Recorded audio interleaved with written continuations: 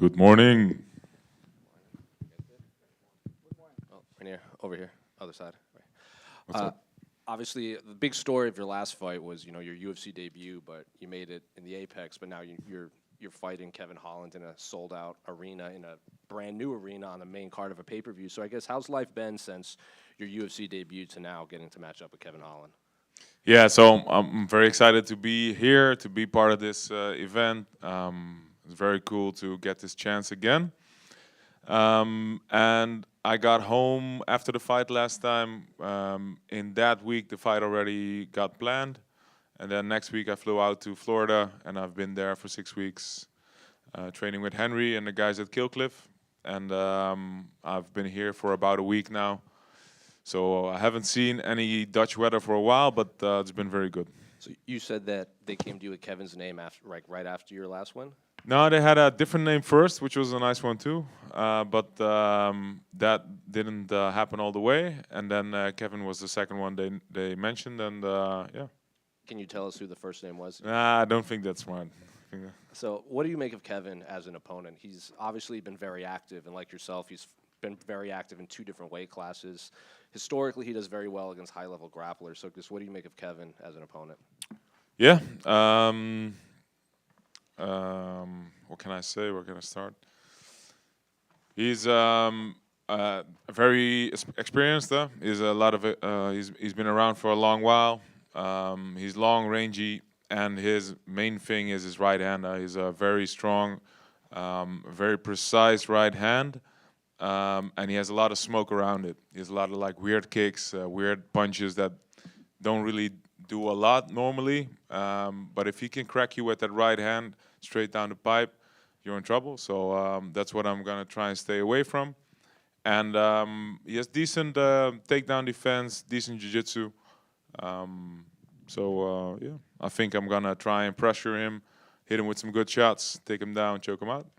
He said he did an interview with Demetrius Johnson, and when people take him down and kind of hold him and nothing's happening, he likes to have conversations with his opponents because it says it can get a little boring in there, and he just has a chat with you. So, have you prepared for that, or is that just something that you don't really think about? Yeah, I don't really know. We've tried a little bit. Well, my coach is talking to me, but it just gets ridiculous. So I don't know. I'm not really prepared for this. So we'll see. We'll see how I deal with it in the cage. In that same interview, he said he wouldn't mind finish at the end of 3 to give the fans what they want, and then he wants to finish at the end of basically near the end of the fight. So I guess how do you see this fight playing out?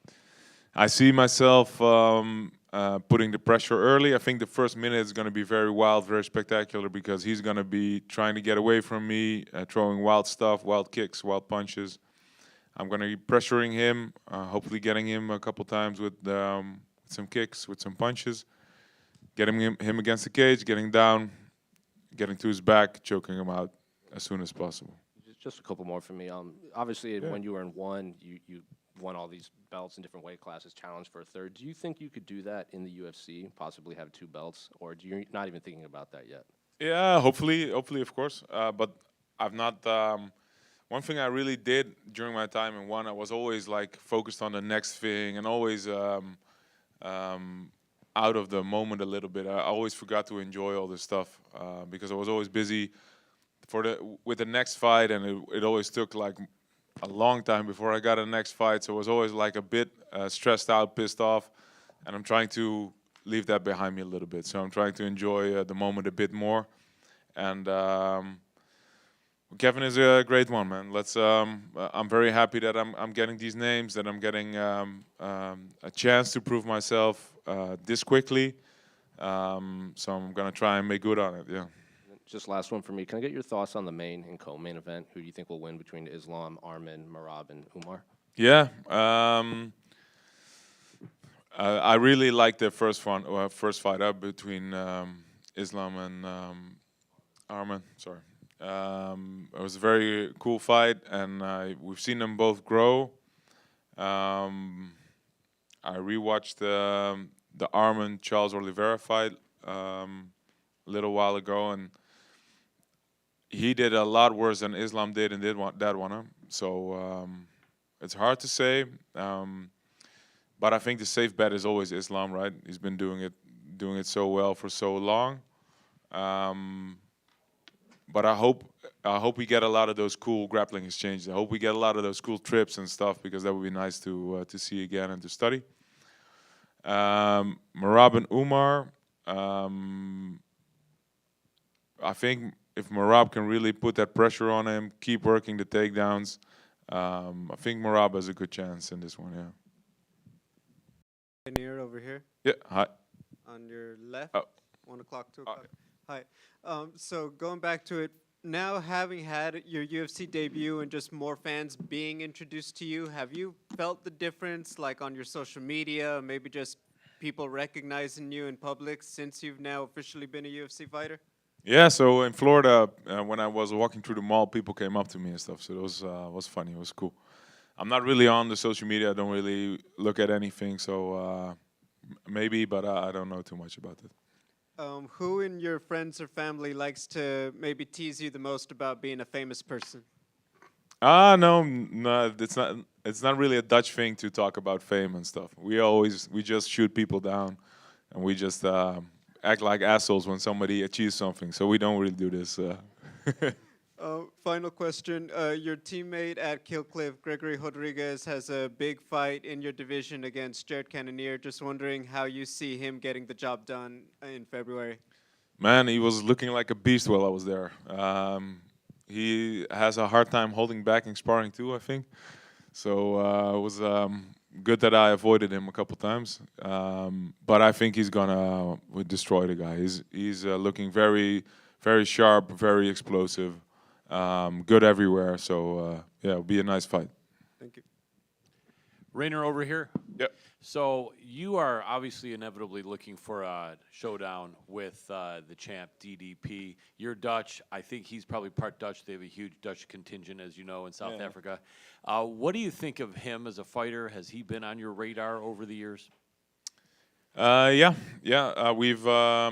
We've shared a couple training sessions at Killcliff as well a couple years ago, and I fought there in South Africa before I went to one. I fought in that organization EFC, where he was the champ at the time, but he was just going to KSW when I came in, so we missed each other there.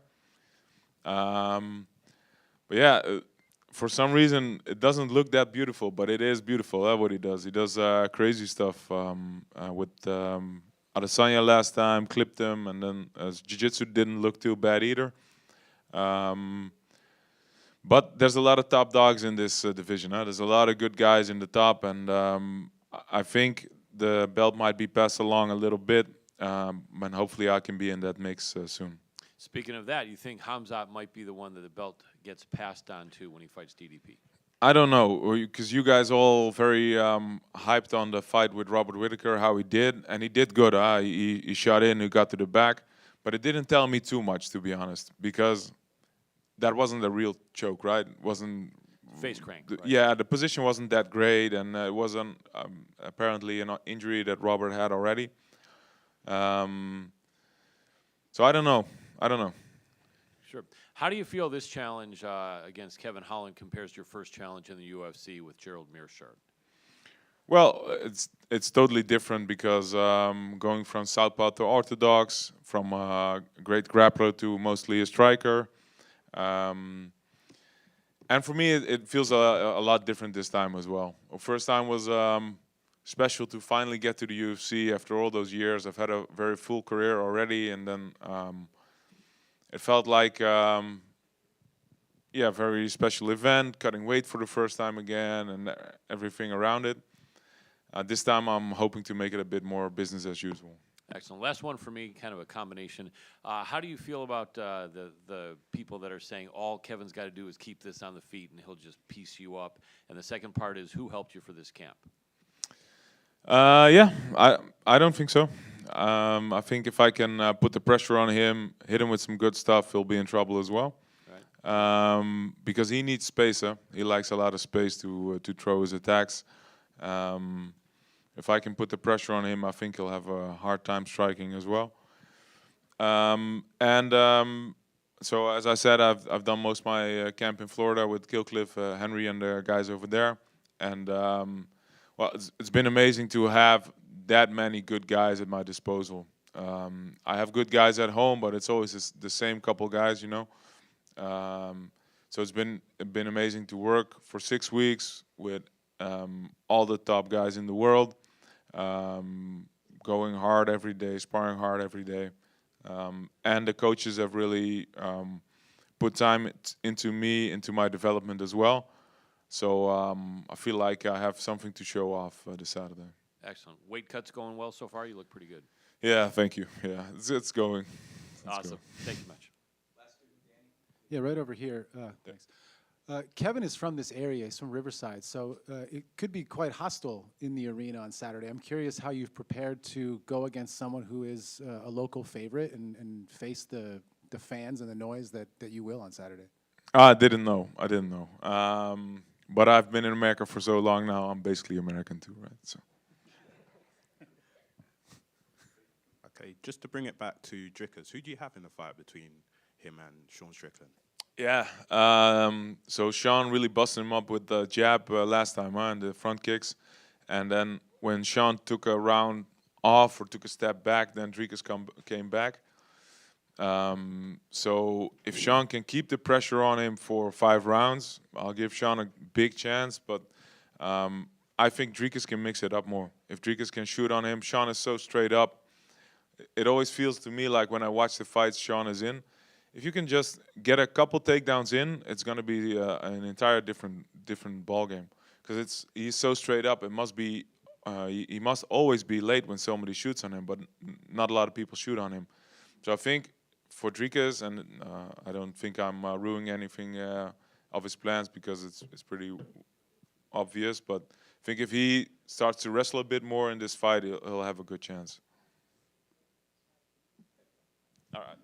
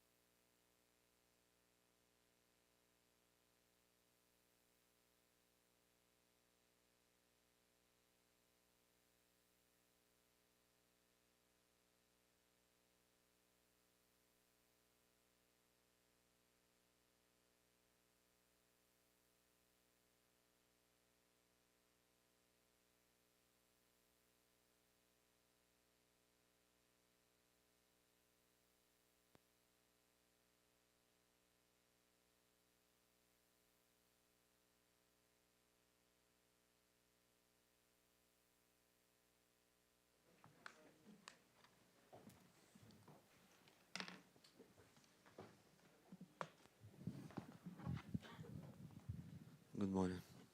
That's good. Oh, Arman, over here. That side. Obviously, it's been a while since your first fight with Islam, and we've been asking you about Islam ever since that fight.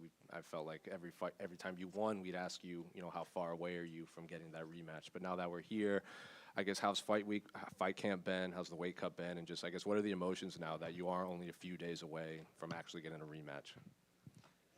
My training camp been good. Weight cut is going good as well. So I feel good, so excited, and finally I'm fighting for the title. How has it been this fight week in general? Because, LA has a big Armenian population, and, people were saying, there might be a lot of Russians, maybe some Dagestan fans will show up, and then people were also remembering there's going to be a huge fan base for you. So I guess, how's the reception been for you here in Los Angeles, just all fight week? It's like I'm fighting at my hometown, almost same. I feel like this show they did it for me, for my fan, and I know like a lot of Armenian people coming to watch my fight. And, you've said, Islam is probably one of the best pound for pounds. John Jones might be number one, but Islam is right there as well. So I guess, what have you made of Islam's last few fights? Because even Islam said his last fight against Dustin, he knows he made mistakes, and he knows what he has to do to correct them. So I guess when you watched that fight, were you seeing mistakes that Islam was making too? And just what do you make of his skill set as a whole recently? Of course, everybody has mistake.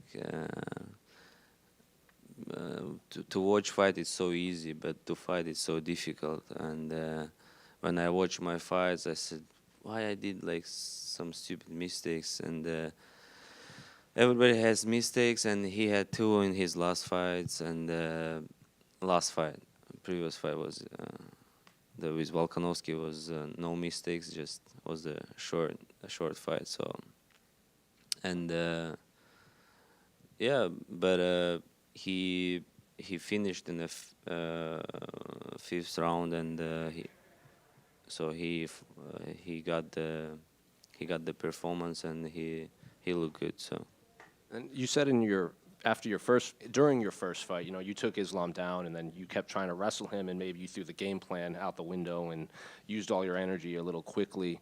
Have you had to work on that, or have your coaches had to talk to you to be kind of refocus you and make you stick to the game plan and not just shoot in so much or kind of throw the game plan out? Yeah, this time I'm gonna listen my corners, and but sometimes, you know, I believe myself too much, and you know, and like, okay. Like when someone say don't do that, I wanna do that. I don't know why. Like even like at home, like if someone like tell me to do something, I just don't wanna do that. So I wanna do opposite. But this time, to get the belt, I gotta listen my corners very well and do what I gotta do. So just I have a game plan, and I gotta like keep listening. So. Are they the ones that came up with this secret technique that you've been teasing everyone with? Yeah, everybody asking like, tell me your secret technique. Like, how can I tell you? Okay, high kick. I'm like saying everybody, and like it's I don't know. I shouldn't say that secret technique. It's like everybody asking the same question. What's the secret? What's the secret technique? It's like I don't know. Like no makes sense to ask that question. So. And, you know, It's a high kick, guys.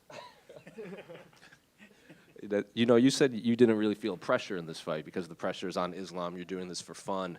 But then, you know, you've also been talking about you envision your life as a champion, and then after this, it'll be the big money fights. This is for legacy. So is this still just for fun, or are you envisioning life winning the belts? And does this fight mean even more to you, and you do feel a little pressure at all? No, I don't feel pressure. I just... I'm doing for fun, but like I have a goal to be a champion, you know. I said like I started doing this for fun, you know, like, and then I became a professional fighter, UFC fighter, and now I'm just 28 years old, and I have like 7 years to build my name very big, make a lot of money, defend as much as possible, and like to be #1 in this game. And obviously, winning a world title is everything you want, but to beat someone like Islam, who people are already saying is one of the best this division's ever seen, best in the sport, does that add something to it, or is it really kind of irrelevant who you're fighting? It's just the title that matters. Yeah, it doesn't matter if it was Charles Oliveira or Gagey or whatever. Just it's the same goal. It's a title right now.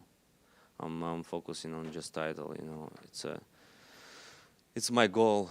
Even if if we're gonna compare rematch with Islam Makhachev or title, I'll pick title because it's a history, you know, like different stories. So. This super secret technique that you can't tell us about, is it something like we've seen in MMA before, or is it something like you've completely invented and you're going to like jump through the air, somersault, and like double foot him in the face, or is it something we might actually be able to recognize when you do it?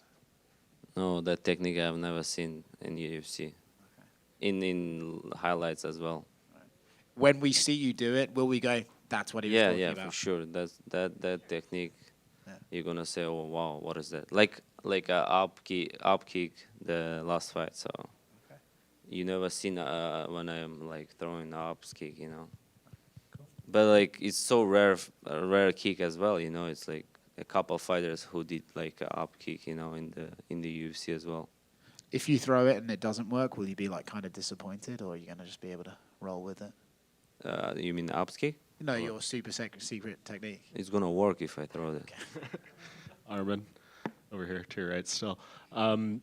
I know you said that if you beat Islam, you would be willing to give him a trilogy fight. There's only been one other trilogy in the history of the lightweight division with Frankie Edgar and Gray Maynard. Do you feel like when your guys' careers are over, are we going to look back at this rivalry and these fights between you and Islam and say it's the biggest rivalry in lightweight history?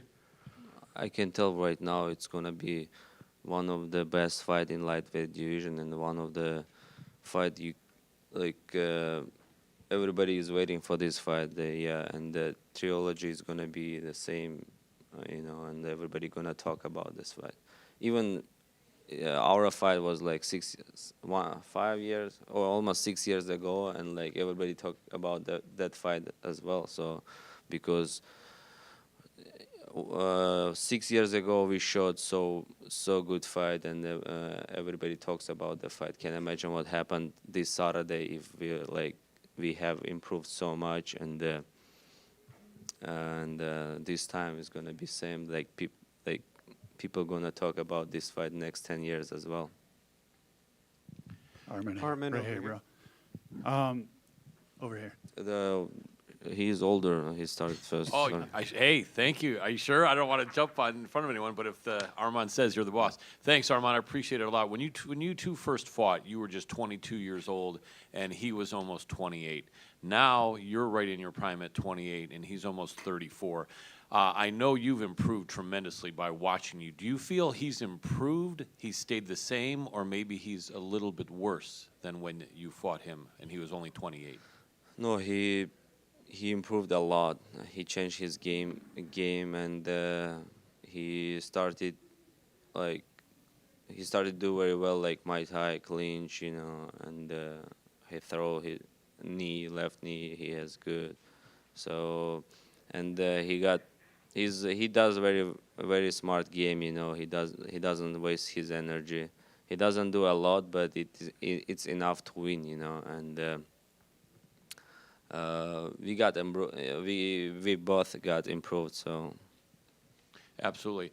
What and do you think about he's in his prime right now because 33 years old, and he got a lot of experience. He did a lot of title defense, and he's on his prime. But I think I'm in my prime as well, and I'm ready to beat him. Absolutely. I'm sure you're not concerned about the odds, but are you surprised that you're like a 3-1 underdog? Many of us thought it should have been like an even bet, even money to see who would win between you and Islam. No, I was a little bit surprised, but I was happy for my fans. They're gonna put a lot of money on me. Absolutely. And then the last one for me is, what do you feel is going to be the difference between this fight and the other one? Obviously, you winning, but do you feel the fight will look similar to the first one, or is it going to be very different, in your opinion? It's going to be a little bit different because I improved my striking so much, my wrestling, and now I'm more smarter than I was, and and I got a lot of different techniques, not just simple 1-2 kick, and now I have good combinations that I can throw and yeah, it's gonna be a little bit different. We're gonna strike more than wrestle, I feel like. Excellent. Thank you very much. Thank you. Yeah, right here, brother. Age before. Where's my T-shirt? Age before beauty, right?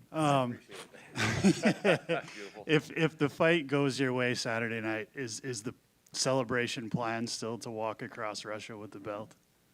Yeah, but walk is gonna be. I checked on the GPT chat. He said me I gotta walk 182 days, but I gotta defend that title. So we decided to drive. It's 10, 15 days, but drives is better. I'm gonna drive. And then you always make these videos. You say, this is my last meal before camp. Camp starts tomorrow, where you're sitting in front of 30 plates of Dave's hot chicken or In-N-Out burgers. Do you have a favorite fast food spot? Yeah, right now it's hot. Dave's hot chicken, #1 right now. Arman right here. Arman, when you and I met and talked Monday, you told me you wanted to dominate Islam Makhachev. What does domination look like to you? Domination is like when you go there and just work 25 minutes non-stop and don't let him wrestle you and strike you. Just show your all skills. But on my mind, it's a finish, you know. And I don't want to show like even fight because he's a champ and the judges can give it to him. So that's why I gotta make a good. I gotta like show good performance and to show everybody I'm in different level. Can you just take us through your mindset of what it's like to think about one opponent, one fight over the last 5 years, and to finally get it? What is that like? Just the anticipation and build-up for you right now. It's like a dream fight, you know, like especially when he became a champion, you said I was like number 10, you know, and he already was a champ. He became a champ, and I was ranked number 10 or something like that. And I said, I'm like, I gotta win my fights and like get that title. And in 5 years, I'm here, and so I have a chance to get that title this Saturday. And when they told me you're gonna fight for the title, I was super happy, so excited. But now I'm just focusing on the fight. I'm not thinking, oh, okay, I just got what I wanted. But the main goal right now is to be a champion, not just go there that I fought for the title and I got title fight. Intuit Dome in Los Angeles is going to be about 18,000 people. A lot of them are going to be your fans. You're going to have that home court advantage, like you said. When your music hits, what's going on through your head? What kind of adrenaline rush do you get? And how does that help you in the fight? Yeah, it's when I listen my music. I try never listen the music during the fight camp or off season. I just want to listen just one time fight day, and when I listen to that music, it gives me a lot of motivation, and it drives me like crazy, and I'm ready to fight, you know, with anybody. I'm sure a lot of the fans are going to want to hug you and not throw the middle finger at you this time, so it should be a easier walk out into the cage. But last one from me. Your hometowns in Armenia, Georgia, Russia, you're talking to your family and friends. Can you just give us a description of what the global anticipation and atmosphere is going to be like for your hometowns? Yeah, everybody excited. They can't wait me to bring the belt home. Yeah, like I have a lot of places, a lot of places where I have home. I have home in Georgia. I have home in Russia. I have home in Armenia. So, but like everywhere like live people who supports me in different countries. So this belt gonna be for them, you know, for everybody, not just for three of that country. Thank you, Arman. Arman right here. Arman, the internet has called you the Armenian Bruce Wayne. How do you feel about that name, the secret identity of the Batman? Who's that Bruce Wayne? Batman. Batman. Armenian Batman. Yes. What was the question? How do you feel about that name? They say it's because you're a fantastic fighter, but they also think Arman might be one of the richest fighters without fighting. Что Бэтмен вообще делает? Он же миллионер. Бэтмен И получается миллионер, но никто не знает, он в костюм переодевается, потом Бэтменом. Sorry, I don't watch movies, that's why I don't know who is Batman. And он что, помогает людям, да? Какой вопрос он говорит? Что я думаю об этом? Если тебя сравнивают с Бэтменом, потому что он миллионер, но ночью он переодевается в костюм и борется с преступностью, и тебя схоже, то есть ты мог бы не заниматься боями, потому что у тебя так все хорошо. И что надо ответить? Как тебе такое сравнение? Yeah, kind of similar, and but I gotta help more people like Batman does. So hopefully after this fight, I'm gonna have time and I can help people who needs me. Fans are very curious because you had that nicer car than Dana White in the video. Is your do you have a lot of money outside of MMA, Arman? I do not. My father maybe has. Okay, thank you. Finally, if you weren't a fighter, what do you think your job would be? Hanging out on my island, drinking. He really Water. is the Armenian Bruce Wayne. I'll keep it to one final question from me, Armanjan. Ever since you started your UFC career about 6 years ago, you did gain a massive Armenian, following. But during the past 6 years, I know, Armenians around the world, Armenians in Armenia and Artsakh have gone through some war and tragedy. Tell me about what it means to, represent such a resilient type of people, a strong type of people, and also be able to fight in front of such a large population of Armenians. When I think about that, like I said, it's like gives me motivation, to work hard and never give up, and it drives me to get my goal, and I want to bring the goal for my people. And we always had the bad times, and I want to make them happy this Saturday. Thank you. Барев здесь Арманджан. Барев. Гамар Джоба, привет. Или Марджоба. если верить твоей кофте, то бонжорно. Buongiorno. Тарагачи. Недавно мы видели, как Изида Адесанья и Роберт Уитакер стали тренироваться вместе, помогать друг другу, хотя до этого дрались дважды. Ты представляешь себе ситуацию, при которой ты вместе с Исламом пройдешь лагерь, когда ваша история будет закрыта? Может быть, почему нет? Почему нет? Может все поменяться, и у нас нет никакой вражды между собой. Это просто спортивный интерес. Также мы живем в одной стране, и я в этом ничего такого не вижу, только наоборот полезно. Но ты в свое время говорил, что именно Хабиб мотивировал тебя на то, чтобы заниматься ММА на серьезном уровне. Для тебя это будет какой-то дополнительной мотивацией? Есть ли у тебя цель поработать, пройти лагерь под руководством Хабиба? Да, конечно, я бы хотел пройти лагерь, получить какой-то опыт, посмотреть, как они тренируются. И больше всего это опыт, да, у которого есть Хабиба, просто отнять у него это, послушать его. И он больше, я думаю, мотиватор, да, такой первопроходец, который прошел через это все, и он парням, которые с ним, уже намного легче, потому что он это все проходил, он все знает, как нужно, что нужно.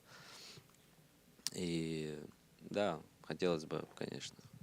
Спасибо, хорошего боя. Брат, Всё. последний вопрос, можно, пожалуйста? Да, давай. Все пытаются узнать, брат, какую ты секретную технику хочешь использовать в бою. Хотя бы ты можешь сказать, это что-то связанное со стойкой или с борьбой? Со стойкой. Со стойкой. И еще один последний вопрос. Дал ли тебе отец какие-то напутственные слова перед боем? Как-то тебя морально подготовил? Что-то тебе сказал такое важное? Не, он ничего не говорил. Он сказал, что волосы надо постричь обязательно. Бороду подстричь надо. И чтобы не мешалось. Я это займусь завтра или сегодня вечером. И сказал, чтобы я ходил уверенно, чтобы они не думали, что я их боюсь. Thank you. Thank you, guys.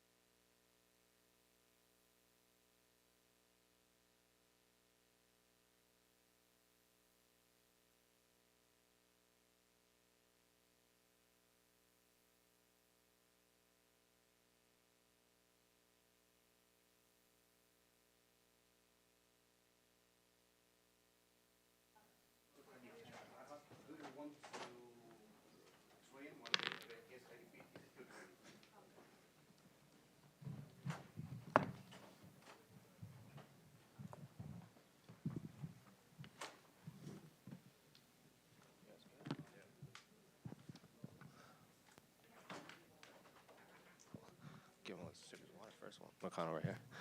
Obviously, you know, from a main event in your last fight, you in UFC 300 before that. Now you have another big pay-per-view. You're on the main card. So I guess, you know, how's life been since that win in Paris to now? Because I feel like you've never been as popular as you have right now. Yeah, life is good. Bitcoin is almost 100K again. Feeling great. I saw you taking photos at the airport after your UFC 300. A lot of fans were coming up and asking for your photos. So have you just noticed even more attention since, you know, UFC 300 to now? It just seems like fans are kind of gravitating you. You've built this following online, and, you know, and anytime money is brought up, they always say money Moicano. So are you just noticing a lot more interest from fans in your life? Yeah, it's funny, you know. It's funny. I have been in UFC for 10 years, and I didn't have many fans, many people watching me. And now, I would not say a huge amount of fans, but some people like my work, like what I say, think I'm funny, and I'm happy with that. Do you think, are you noticing people that are coming up to you that aren't even fans of fighting, but they just hear your post-fight interviews and they see your podcast and they come up to talk to you about stuff that isn't even about fighting? Yeah, especially in Brazil, you know, especially people that like Bitcoin and is more like they have a libertarian kind of politics, you know, because I talk a lot about that. So yes, but to be honest with you, I don't care too much. I'm not here to please anybody. I just want money. Well, you wanted that money fight against Patty, but you got Beneil instead. Easy money, easy money. So what do you make of Beneil? Because I saw an interview you did, and you said, you know, I like the guy, but I'm gonna beat his ass. 100%, 100%. Saturday night, I will beat the shit out of Beneil Dariush, and it is what it is. It is what it is. I don't know why people call him old, because if they call him old, they call me old because I'm older than them. So don't call him old. But that being said, Saturday, I'm gonna beat the shit out of the old man. Well, I was gonna ask you about. Don't be mad at me. I'm just trying to make funny. But to answer your question, I like Beneil Dariush very much. I respect him very much. He is dangerous. He has more knockout power than me. He has more knockouts than me. He's very fucking awkward. If you remember his fight against Draca Close, he was almost getting knocked out, and then he was swinging his arms, and he got the guy. Good jiu-jitsu. He's in a tough position, 2 losses, and I'm going to make sure he end up in a worse position, you know, because I will beat him. Doesn't matter if he's good, if he's bad. I cannot afford to lose. I'm going to say the same thing that I say in France. I'm not fucking losing. My mindset is go over there and dominate him. Doesn't matter. If was Islam or anybody, I respect everybody in this division. But like I say, I believe in myself. I'm going over there Saturday, and I will bring my best every time. We'll kind of go off the age thing that you were joking about people calling him an old man. He said something along the lines of, like, he likes fighting up-and-coming stars, even though you both debuted in the UFC in the same year. And people were kind of commenting about that he debuted in January, you debuted in December. So did you hear that comment, that he's kind of viewing you as an up-and-coming star, even though you've been in the UFC just as long as... I'm older than you, motherfucker. What you mean? But jokes aside, you know, I have been in UFC for a long time, but like I say, people don't know me because back in the day, my English was not that good, and I didn't have the same mindset because back in the day, I was trying to build the audience like I had now, but I don't know, my English was not that good, but then something changed, and I realized, fuck that. Fuck everything. I'm just gonna be myself, and I will enjoy fighting. I will talk some shit because in Brazil it's very bad if you talk like I'm talking right now. People judge you and they say, "Hey, you have to be humble and that." But this is the fight game. People want to hear that, you know. People want to hear that I'm gonna beat the old man, all that stuff that I come up. So right now I don't care. I just don't care to talk about that. So why do you think fighters like Jose Aldo, who didn't talk shit and just went out there and fought, have become such a big superstar, but then you yourself, who's been fighting for so long, had to start, you know, talking on the microphone to get all these fans? I think it's culture, you know, and especially because, like I say, First Amendment here is on the Constitution. You can talk whatever you want. In Brazil, we don't have the same. In Brazil, we have like we don't have freedom of speech in Brazil. And I think that's big part of culture. Even people don't realize 200 years ago, somebody thought about that. That's very important to tell what you want. And in Brazil, it's not like that politically, culturally. So if we start to talk, people, hey, don't say that. Don't talk about that guy. Don't do that. And even though we are seeing this in Brazil, we cannot talk what we want.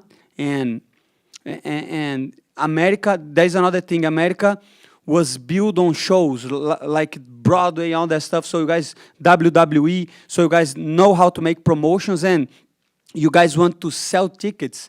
And if you want to sell tickets, you have to bring something, right? People want to buy tickets if they see something that is different, is cool. So I think that's a huge part, like culturally and politically. When did this kind of click for you? Because I think people view that fight at Madison Square Garden, that post-fight, when you were yelling into the microphone, as the moment this Money Moicano took over. Was there a moment that it clicked for you that you did have to kind of be more outspoken? I think was when I fought in Texas, you know, and DC was over there, and I say, I want big checks, big money, you know, and then because that fight, because you have to understand, like, in Brazil, José Aldo, Anderson Silva, all these guys, they were my idols, right, when I was young. And then I say, I want to be like these guys, humble, and do that. So, but then I lost to José Aldo, and I lost to Korean Zombie, and everybody that was cheering for me started to criticizing me on the internet, say, this guy is bad, this guy is a bum, this guy is very bad. And then I realized, fuck the fans, you know? Why I'm here? To make money. And then I talk, I want to make money, and then this whole character, this whole persona come up. And just last one for me. Can I get your thoughts on the main event and co-main event of this card? Man, that's such... I'm so happy that I'm on the... before these fights, because I can watch live, and I want to start with the co-main event. That's a fight that I'm really interested in watch, you know, because I think right now Merab is the underdog, and Merab being the underdog on this fight is criminal, you know, because Merab beat 6 former champions. He's been dominating the division. He was underdog against Jamahal, and the guy just have one of the best conditions in the UFC, good wrestler, like to put pressure. And the other side, he's fighting one of Khabib's guy, right? Very good, maybe even better than Merab on the striking. But I don't know. I think Merab will beat Umar, but I don't know. And on the other hand, we have this rematch. We have to remember, Tsarukyan got the first fight on a week notice against Khabib prodigy, right? So everybody knew that after Khabib, Islam would be the man on the division, and he did very well. And now he has the chance to get back to get this loss back and to be the champion of the world. This is a very good scenario for him, but Islam is just too big, you know. Islam is the champion. But I don't know. I think the odds are wrong. I think Tsarukyan should be a little bit more respected with the odds. What do you make of Arman said that if he beats Islam, it's money fights. He wants the fights that'll give him the most money. But he would be the champion of your division, so you might have to work your way up. But he might not want to fight you if you're not this big money name. So, you know, what do you make of the champion might not want to defend titles against? I think that makes sense, because before this fight week, I didn't know the motherfucker was a billionaire, right? I think nobody knew that. I thought he was just a regular motherfucker, but turns out he has like Lamborghinis and jets and airplanes and all that shit. So that makes sense that he's fighting for sport and legacy. And I think when he become champion, he say, okay, I accomplished my goal. Now I want money. So that makes sense. But let's see. I don't think he's that draw yet that can like fight to have the same aura as McGregor. I was watching these guys on the interviews and stuff, and they are very, they are the same, you know. I don't know if they bring that much attention. Of course, Islam is a huge champion, and he has a huge audience, and he's very good. But I don't know, to UFC start to see you as a potential superstar like he wants to be is not easy. So I don't know. And about me fighting for the belt against him, I don't mind, I don't care. And if it doesn't happen, it's not on my control. My only control is training, show up, say some funny shit, and win fights. Moicano, back here. So when you mentioned about the losses you had in the past, it seemed to me featherweight was maybe not the best decision if you look back on it. Would you agree to that, or are you glad you tried featherweight? The thing is, before the featherweight, I did compete on 135 one time. I almost killed myself one time, Right. But I made the weight. And I don't think the problem was being a 45, because back in the day I was lighter. But to be honest, I think was my mindset, you know? Like I say, I was in 145, I was really good. I got in the top 5. I was one fight away from the title, and I lost to Jose Aldo. And I don't want to take anything from him because he's a legend, but I lost to myself because I remember going to the fight like fearful, you know? Oh my God, I'm going to fight my idol, I'm going to fight Jose Aldo, and this and that. And right now, if I would fight a fight like that again, I'd say, fuck that, he's just a guy, brother. He's just a human, I don't care. I will do my best. So I think the weight division helps because now I don't have to kill myself, but that was no excuse. The weight loss was not an excuse for my losses because I lost on the 155 too. Right. So it seems like something happened that made you Renato Moicano 2.0. What was it, if you can think back, that went from where you're having some close fights, you're winning some, you're losing some, now all of a sudden you're killing it every fight? Can you tell me what might have changed or shifted? I think it was when my son born, right? Because he born, and I say, man, I'm fucked. Now I have to take care of him for the rest of my life. I need money. I need like a better house. I need to take care of stuff. So that changed, and then this whole process of that I was talking about mindset and stuff. Because, like I say, fight is very real. If you lie to yourself with fighting, you're going to end up losing again. So I remember old days, fighters that they used to gas out on fighting. They say, no, I have something on my nose. I have to get my nose fixed and you'll be fine. No, this is just a lie. You have to look yourself and say, what you doing bad? What you doing wrong? What you have to correct? And in my case I was not using grappling. You know, I have been training grappling since I was like 11, 12 years old. I have been training grappling throughout my life, but I was not trying takedowns. Now I take down people and I beat the shit out of them, you know, like I did with Benoit Saint-Denis. So in my mind, I start to say, hey, you have to use your grappling. But back in the day, I didn't train wrestling, so I was afraid of try takedowns and get tired, you know. So I work on that, wrestling, conditioning, and now I feel good, you know. I can take somebody down like I did last year with Drew Dober. If they stand up, I will take them down again. And so my thought process was what I need to correct, what I can correct, you know, because some stuff you cannot correct. I'm not gonna be the Mike Tyson. I'm not gonna be knocking people out, you know. It's just I don't have that kind of power to knock people out. So you have to realize, okay, what you can do, you know, what you can do, with what you have. And that's why I think that I change in my mind. I start to look my career as a business, you know.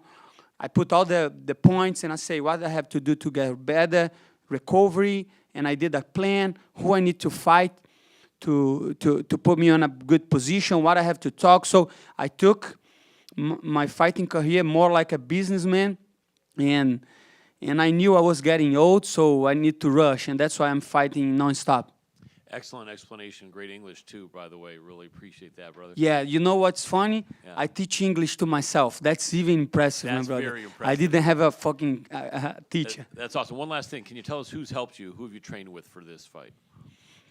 A lot of guys. Dustin Poirier helped me for the fight. A guy named Dakota, he used to compete in UFC. He got like a short notice in UFC, and then UFC kicked him out, but he's really good. a good southpaw is helping. Good southpaw has been helping me a lot because last year I fought 3 southpaws, and JJ, a Bellator fighter, very good jiu-jitsu, and I have trained with Grant Dawson too, great wrestler. So ATT, we have a lot of people, human material to help me with training camps, but the most important thing was training my mind. You know what I have to do, the strategy, all that stuff. You know, everybody can go to the gym and train wrestling and jiu-jitsu, but not thinking about what they have to do. My focus was on the strategy, what I need to do to take this guy out of the cage as soon as possible, and that's what I'm going to do on Saturday. Excellent. Thank you very much. Renato? Hey, Renato. Sorry, Renato. O Dariush é conhecido pelo grappling afiado, mas você também tem jogo de chão forte. Quem vai dar a primeira jaula de jiu-jitsu em octágono, sábado à noite? Muchas gracias. Now I'm gonna try my Spanish. Yeah. Acredito que... vou tentar falar em espanhol. Lo acredito? Não, tô brincando. Acredito que meu jiu-jitsu é melhor do que Tsarukyan. Not Tsarukyan, Dariush. Dariush, I'm doing mistake over here. Dariush is a very good jiu-jitsu player. Man, I'm mixing up. Acho que o Dariush é excelente lutador de jiu-jitsu, mas uma vez que eu colocar ele no chão, eu vou dominar e finalizar. Perfeito. Você sempre traz energia para lutas também fora de lais. Se você pudesse descrever sua estratégia contra Dariush usando uma música, quem e por quê? Não sei que música descreveria, mas uma coisa eu posso dizer: codo and face. Hey, Renato. We've got like Donald Trump coming into office over here. He's surrounded by crypto people. You know, there's talk about having a strategic reserve in Bitcoin. You know, as somebody who's probably looking at the price of Bitcoin every day, what do you think the price will be at the end of the year if it was 100K at the start of the year? You spoiling my victory speech, my brother. But thank you so much for that. Thank you for asking. I think the most important thing that you ask is not how much Bitcoin gonna be in price, because that's not what Bitcoin is about. Bitcoin is about private property, ownership, decentralization, less government, and it's not about the price. Because I think Bitcoin doesn't have a top, because fiat currency doesn't have a bottom. You know, we have been losing money to the inflation for so long. I have been living in America for 7 years, and on these 7 years, my purchasing power just collapsed, you know. If you try to afford a home nowadays, you can't, like especially young people. So 100% the strategic reserve will be the only way to get out of debt in America. You know, I don't know if you follow economics, but nowadays, all states and these welfare states, they get by this debt, and if you see the GDP ratio to the debt is like 136% of the GDP, $36 trillion in debt, and the government cannot pay the debt. They only pay the interest every year. That means they maxing out the card every year and they getting another card to pay. So the Bitcoin, if they adopt the Bitcoin, if they do a strategic reserve, they could do just like Michael Saylor is doing with MicroStrategy, you know? They could just buy Bitcoin and hold long enough, and with the appreciation of the asset, we could get out of debt, you know? I think that's the only way. I don't see America increase his productivity. I don't see America getting rich, because it's a very hard thing to jump up the productivity. But if Bitcoin start to get the money from real estate, from stocks, for all these other reserve of value, and this money that people put on every stuff to don't lose money to inflation, the appreciation is going to be huge, and this could be help very much America's debt. But we have to see. And I know January 20, Trump gets into the office, and if he follow his promises that he did on Nashville on the Bitcoin conference, I think the price will skyrocket. You know, if he do what he said, you know, that's going to be very beneficial to Bitcoin. But like I say, Bitcoin was born because of the 2008 collapse with the bankings and the bailouts, and we know about that. We know this is on the Genesis block, on the first block. So it's good if America adopt Bitcoin for America, not for Bitcoin. If America doesn't adopt the Bitcoin, don't create a strategic reserve, somebody else will do, and then the game theory will start, and whoever's buy Bitcoin first is going to be rich. And I want America to be rich, to be prosperous, and to be the biggest economy for the next 100 years. So I would strongly advise Mr. Trump to fulfill his promises. But who am I? I don't know shit. I'm not a financial advisor. You know, if I can say something to you is try to read and understand Bitcoin in the Austrian Economic School, and understand that money and investments, they should be created by savings, not by debit. And the whole system in America and in the other countries like Brazil, and they say they are democratic, but in reality, this debt is enslaving the next generations, you know. The next generation going to be poor since the 1971, when they end the gold standard. They are just in print money and getting the debt bigger and bigger. And whoever born on the next generation will pay for the debt. So thank you so much for spoiling my speech. Thank you so much.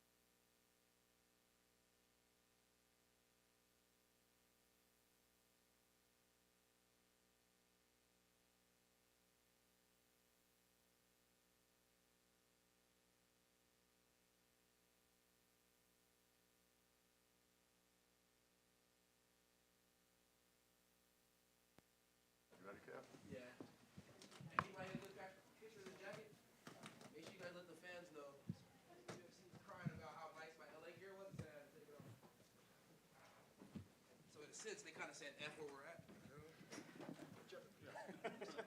On the other side? Just say it. They didn't complain about the chains, though. You know what I mean? Good morning, everybody. We actually got another jacket for Kevin to put on this morning. For those of you I don't know or don't know me, Jeff Nowitzki. I'm the Senior Vice President of Anti-Doping Compliance with the UFC. And I'm here today to present to Kevin Holland his 50-time perfect test history jacket. I know most of you have seen these presentations. For those that haven't, this is something we started a few years ago, recognizing these athletes for a perfect test history under our anti-doping program, because what they do is extraordinary. It's unique not only to MMA, but really to professional sports. They're subject to testing 365 days a year, no notice testing, so unannounced, where doping control officers or DCOs are often knocking on their door early in the morning, late at night, or the middle of the day.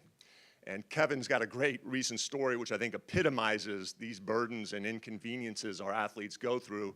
Back in November, he texted me early one morning saying, "Hey Jeff, I'm all about this program, but can you tell that DCO when he shows up at my house early in the morning to clearly announce who is on the other side of the door?" I think he said, "I sometimes live a wild life, and in my neighborhood, if you don't announce who you are on the other side of the door, you may find a few extra peepholes in the door." But he's gone through that, or a variation of that, 50 times in his 6.5-year career, and has been perfect. So Kevin, I mean, your legacy is not only your activity. I heard you next door saying you want to fight 6 times this year.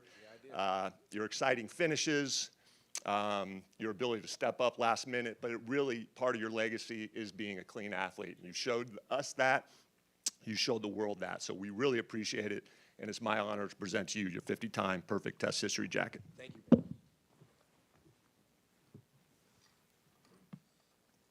Oh, yeah. And make no mistake about it, guys. This is actually a real leather. That's real leather. Picture there. Yes, sir.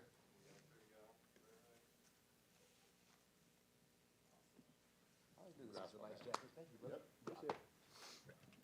Thanks, Jeff. All right.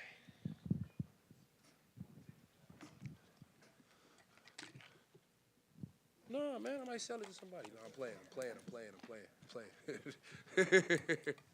Kev, I get the idea that the story he just shared about you maybe, needing to have your visitors announced might not be the worst drug testing experience you've had. Have you had some crazy, wacky ones, or was that the worst one you've had to deal with? What are we talking about here? Are we talking about USADA, or are we talking about when I was on probation?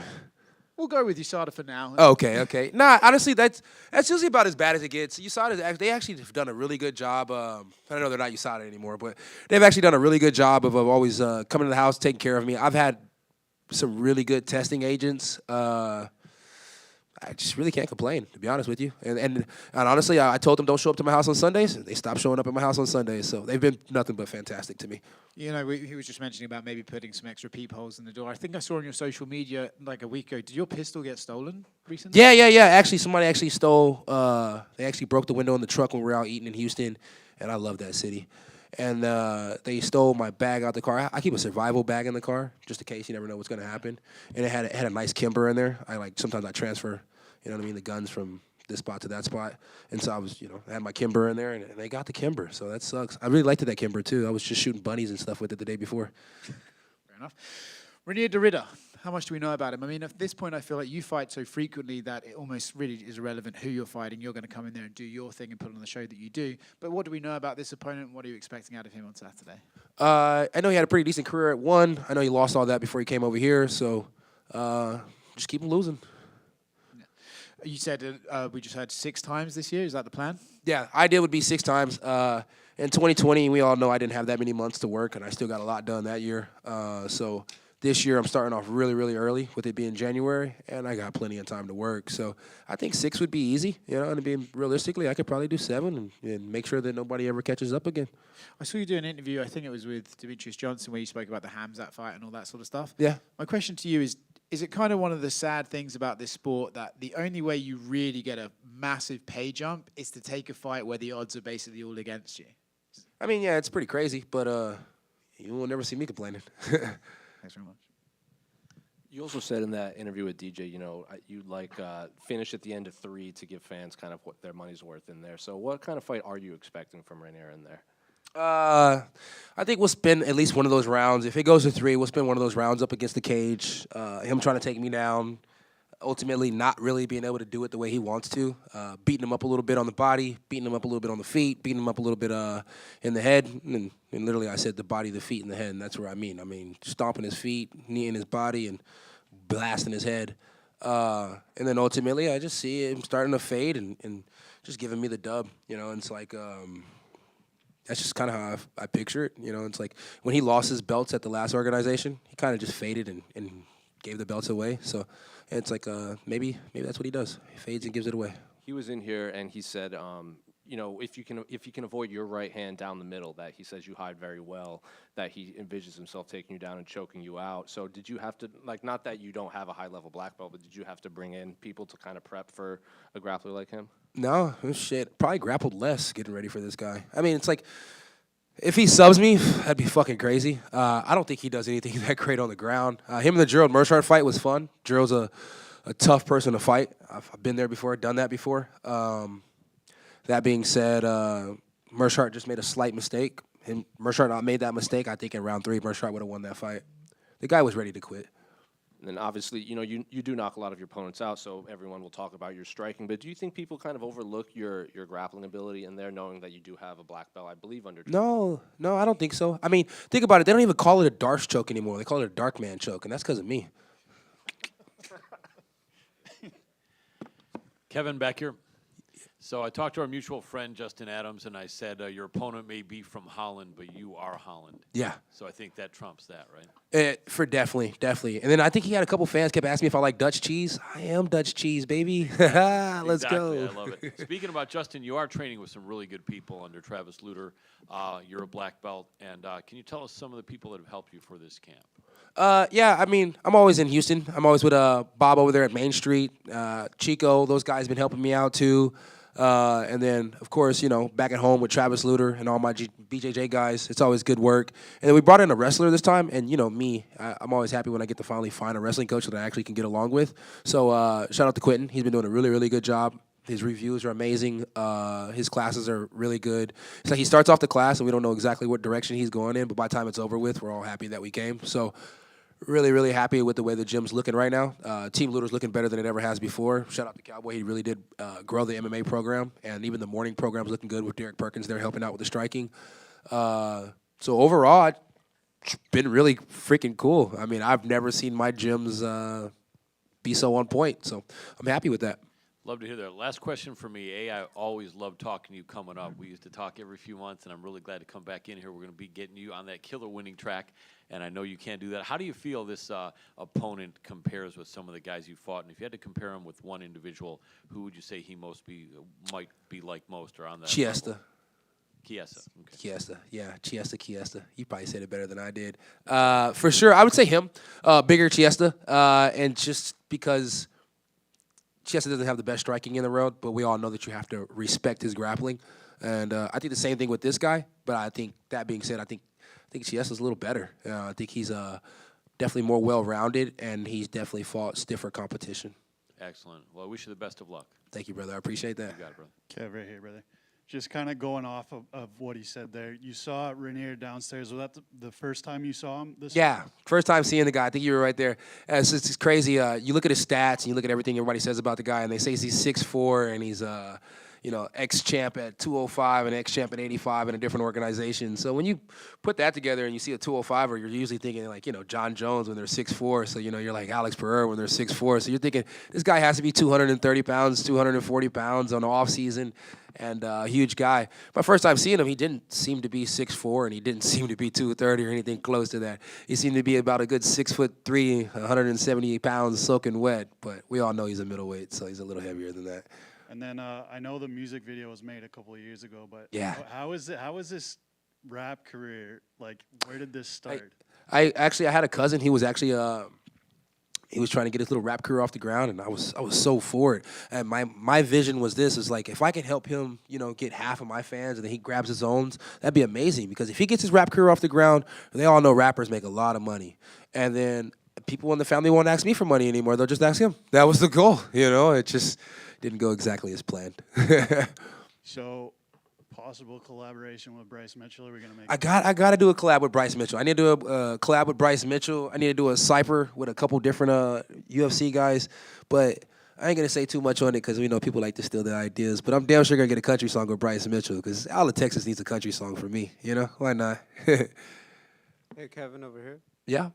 Kevin, have you traded any shoes with Dana White recently? No, honestly, we haven't. It's like we haven't done shoes in a long time. I think he has every Travis Scott that ever came out, and that's all he really likes is Travis Scott's. So it's kind of hard to keep that man happy, What's the best shoe you ever sent him, and vice versa, that he gifted to you? He got me some shoes from the shoe surgeon. There were some shoes that I really, really wanted. Desert Storms, I believe. And then I think the coolest pair of shoes I got him were just the Def Dreams. And they were the Chuckies, just because I knew he had bought his son some Chuckies from the shoe surgeon, and I knew how much those cost. So it was just nice to get him something pretty similar. It just cost a lot less. Save a guy some money. Thank you. Hey, Kevin. Kevin, to your right. Hey, yeah. In that interview with DJ, you said you were high as a kite during the Vittori fight week. I'm just wondering if you've ever smoked with Bobby Lee, because he said to me, Bobby Lee. Who's Bobby Lee? Not Bobby Lee, Kevin Lee, sorry. Kevin Lee? Oh, no. I don't even know where the fuck Kevin fits in all this. You guys remember that shit? That shit used to be funny. I'm sorry, bro. That was just a little He said to me before that he could smoke any UFC fighter under the table. Kevin Lee? Yeah, he can't outsmoke me. Bobby Green, sorry, Bobby Green. Bobby Green? Bobby Green. No, he can't outsmoke me. No, none of these guys can outsmoke me. Maybe if they're doing like those crackhead things like dabs and shit like that, because I don't do dabs. That's for crackheads.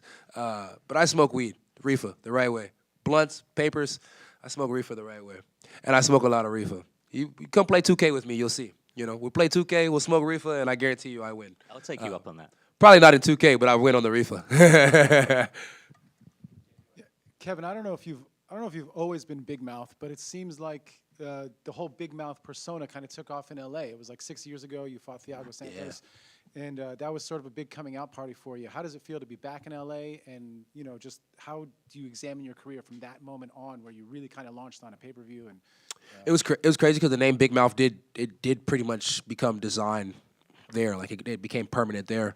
But I've always been Jabba Jaws. I've always talked. I've always talked during competitions. I've always been that type of guy. That being said, it's been a long time coming, and I honestly finally feel like Big Mouth and Trailblazers combined together, and they know how to show up at the right time, at the right place. I know how to be Big Mouth right here for the media for you guys, and in the fights when I'm already kicking the ass, and I know how to be Trailblazer, which just goes out there and gets a very beautiful dub the right way. So, yeah, TBBM, baby. Trailblazer, Big Mouth. The best business moves. You're part of this stacked card, fighting in this brand new arena and in a packed crowd here at LA. How excited does that make you to just get into the octagon and get going? Oh, man, anytime I get to get in there and get going, I feel great. Doesn't matter what's going on in life. The moment that octagon closes, everything's at peace, everything's happy, everything's beautiful. It's the war that I always craved. So definitely happy to be back at home, and definitely happy to check out the new stadium, and even more happy to be back in the fucking cage again. Yeah, I love it. Thank you, guys. Appreciate you guys. Have a good one.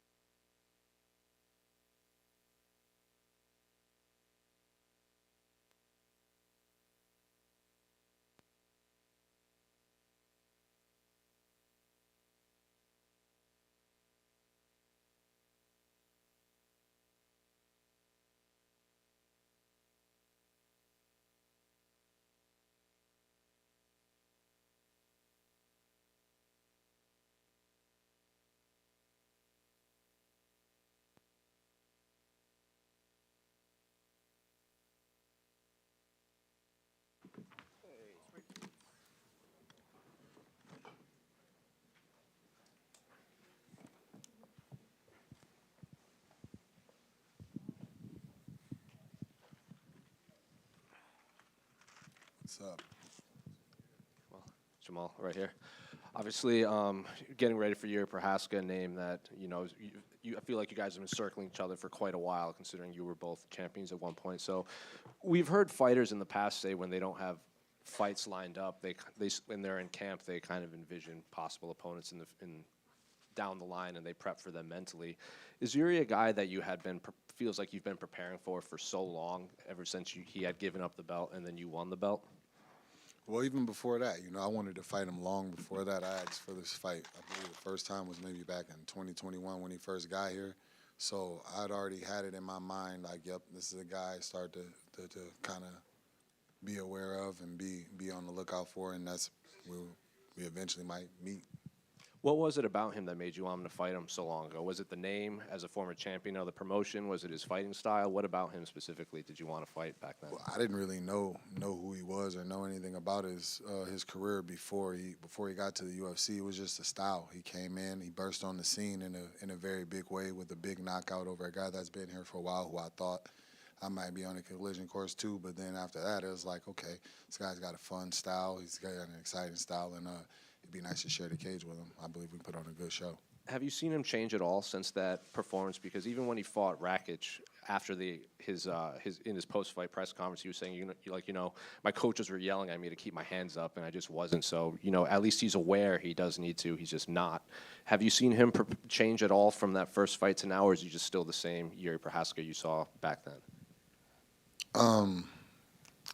The fight kind of ended pretty early, so his style and how he fights is pretty much the same. I mean, if it ain't broke, don't fix it, I guess, is kind of like the thing. Obviously, he's had the losses now, but before then, he had 25 plus knockouts at the time, so he's proven that his style is effective, and it can be effective against the best in the world. So I don't know. Before your last fight, obviously the story was you coming back from your Achilles or your injury, I should say. That's an injury that it takes a while to just get the bounce back in your step, like the explosion. So I guess do you feel like that step and that bounce is back now, as opposed to it seems like you kind of had to come back sooner than you wanted to against Alex? Yeah. I feel I'm in a much better spot as far as that injury goes. It's not something that I think about like then. Obviously with the Pereira, he's got those little calf kicks. So that's something that it was kind of on the mind. But now I feel fully healed, fully ready to go, and fully ready to unleash my entire arsenal with no pauses. And you've made it known, like you see some of the comments about you on social media, and you respond to some, but your fellow fighters seem to be backing you too. Michael Bisping said he sees where you were coming from with that Alex situation in the PI. Why would you fight then when you can fight for money? Luke Rockhold seemed to say, I think you could actually get this done. And Islam and Umar both said they saw you at the PI quite often, and they were very impressed with what they saw. So they're also kind of picking you to win. So what's it like to see the fans say these one things, but the people that actually are around you and seeing you training, they know what you can do, and they're picking you to pull off this victory?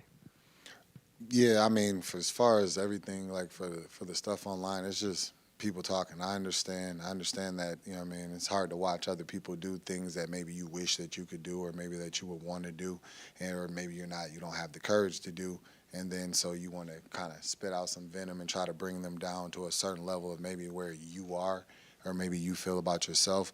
So I just don't really focus on that. It's more the fact that the guys that are actually in here that take the same risk as me and do it, and they respect it and they understand what I'm putting into this.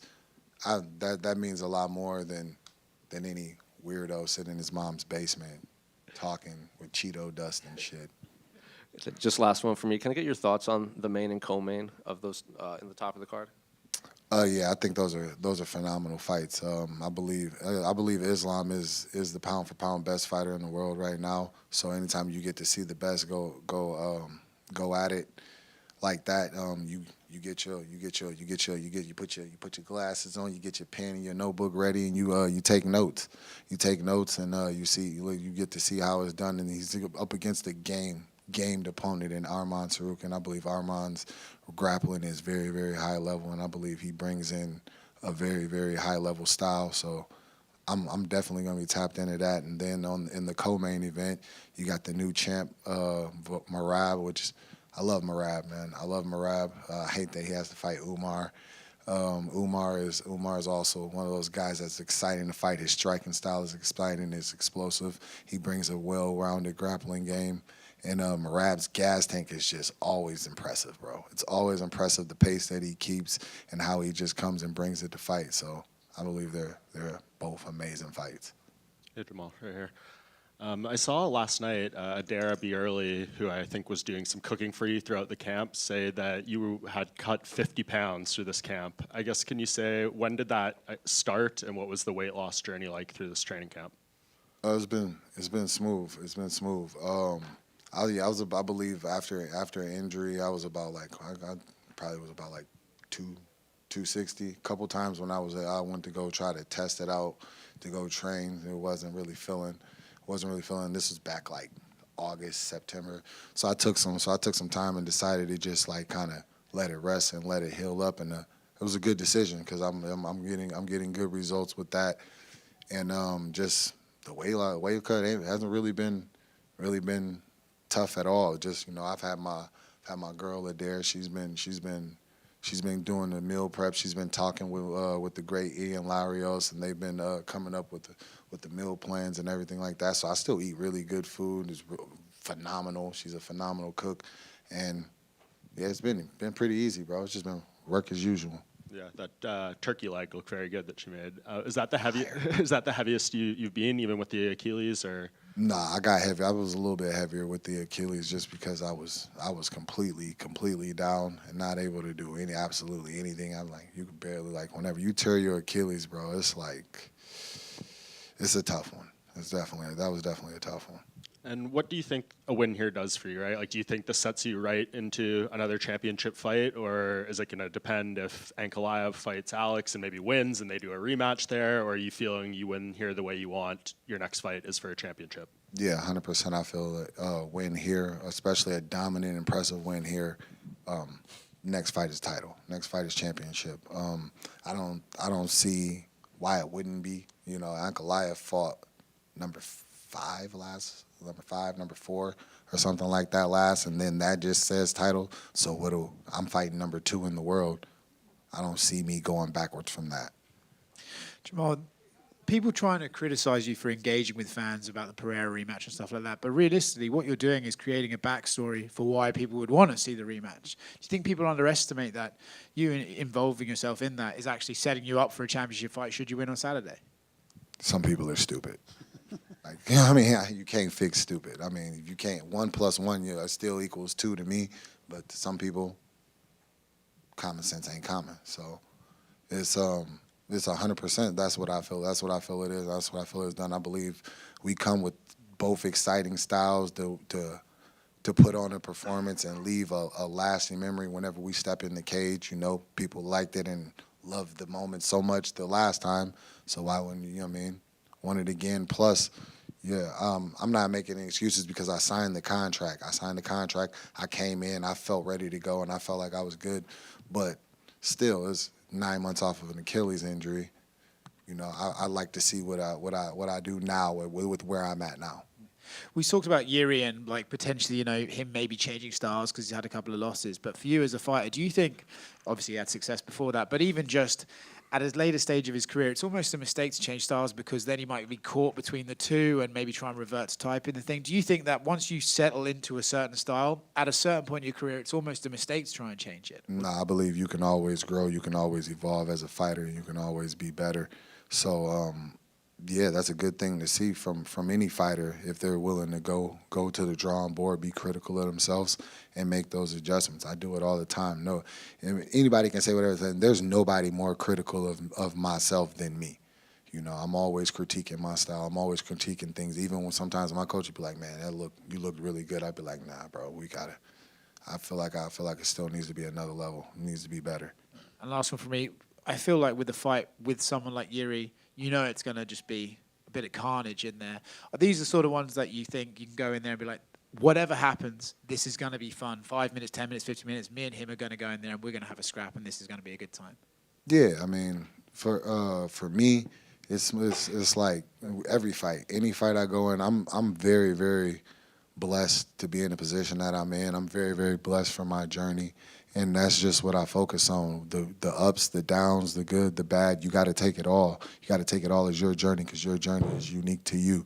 And that's what makes it special, you know. And you can't say you're blessed and I'm lucky to be here or these things like that when when you stay down on the bad. You can't just be high on the high parts. You got to keep your head held high on the down times too. Hey, Jamal over here. On your left. Hi. Oh, shit. I know, right? I look like he said something. I saw you were very excited to be sharing a card with Merab. Can you just talk about how that friendship started and the camaraderie that you two have? Yeah, I'm excited to be on the same card as Merab. That whole team, Merab, Aljo, Matt, Sarah, Ray Long, all those guys have always been awesome anytime I've ever been around or anytime we've ever interacted.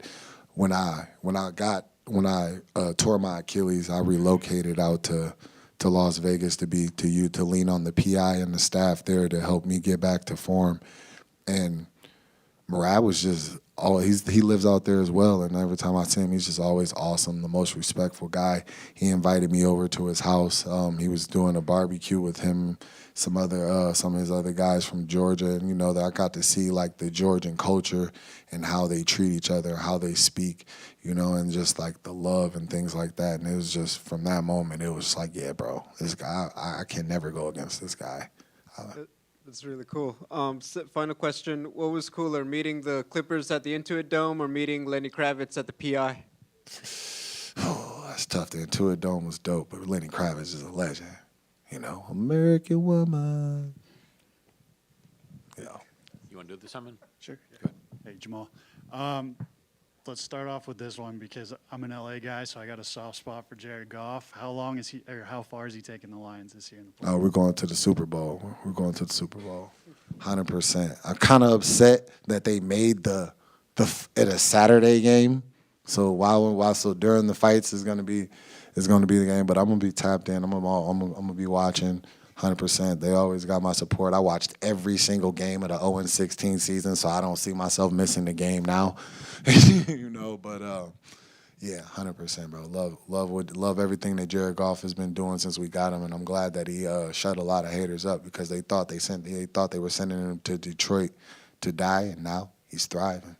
And then I kind of want to go back to you made a comment about the weirdos eating Cheetos in their mom's basement collecting dust.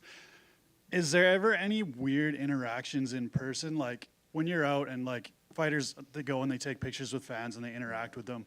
Is there ever a part of you that's like thinks in the back of your mind, like, man, is this guy that's asking me for a photo right now, is he one of these guys that talks trash, or are you all pretty cool with them? It could creep in. It could creep in there sometimes, you know, but for the most part, no. People are respectful to my face. Like, I've never had a fan come up to me and come with any of the type of energy that you see online, but that's why they do it online.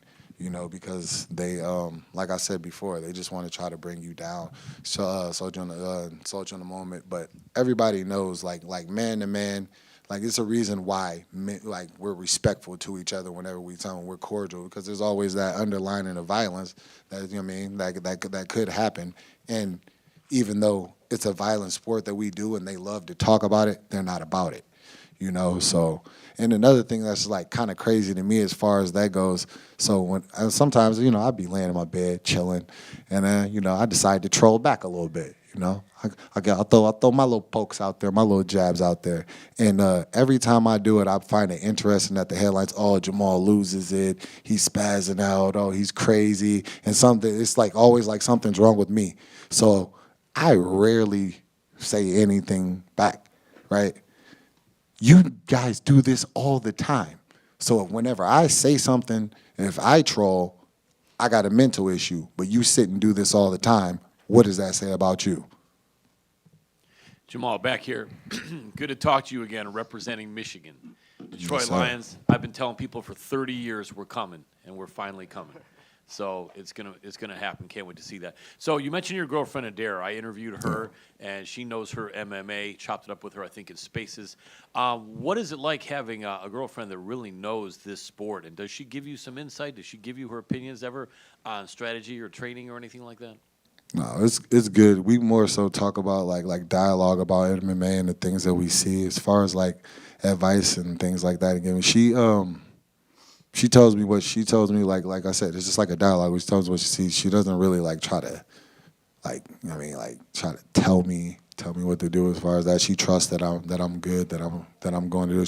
She's really supportive. She's always there to just like kind of, what do you need? What do you need? She's asking me what I need and things like that. And then if she knows, she'll use her knowledge to kind of just preemptively handle things for me and things like that. So it's been great. It's been amazing, and I'm lucky. Very cool. Yeah, in fact, I've been trying to find a beautiful girl that loves MMA. I'm having no luck. I think I got to be a high-profile fighter like you. But I'm going to keep trying.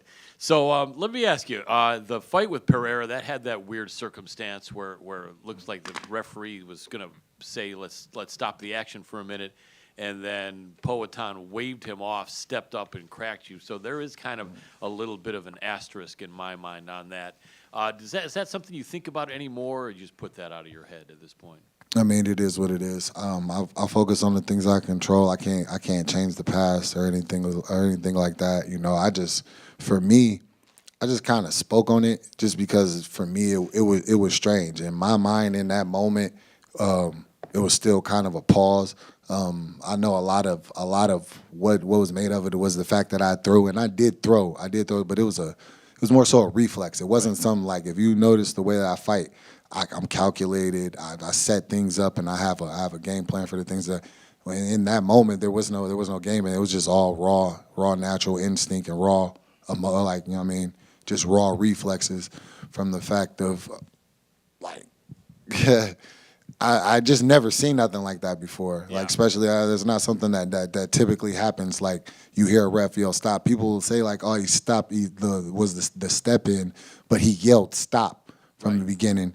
I'm standing. My legs were completely locked. I'm standing straight up. First thing I did was ask him, yo, you good? You okay? And I went out to touch gloves. The touch gloves wasn't for a restart. That was touch gloves to let him know if I did, which I didn't think that I did in the moment, hit you low. My bad. That's not how I want this fight to go. And then it's just like he was still locked in and ready to come in and take advantage. Yeah, I mean, you just think you can't wave off the referee like that, but I guess in that case he did. You're a man that always has a good strategy. One of the things I know about you from talking to you several times is that you're a real guy. You fought in the streets, but you also are a very cerebral fighter, a lifelong martial artist. Do you have an interesting strategy for this one? I remember we used to talk about the fact that this is what I thought you might do, and a couple times I hit it, you know, and maybe this guy can come in wild, and you kind of come in as a sharpshooter and just knock him off. I don't know how much you want to talk about it, but any thoughts about how you might handle this matchup? Yeah, I definitely see openings and opportunities where I can assert myself and dominate the fight.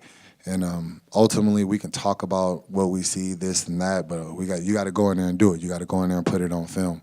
So that's just more so what I'm locked into, just staying free, flowing, and ready to take care of anything. You know. Final quick one for me. Who helped you for this camp? If you could throw out some names. I got my guy. I brought my guys out from Omaha. I got Carlos Trinidad. He'll be fighting actually for the BKF championship soon. Nice. I believe it's in April. He's out in Dubai.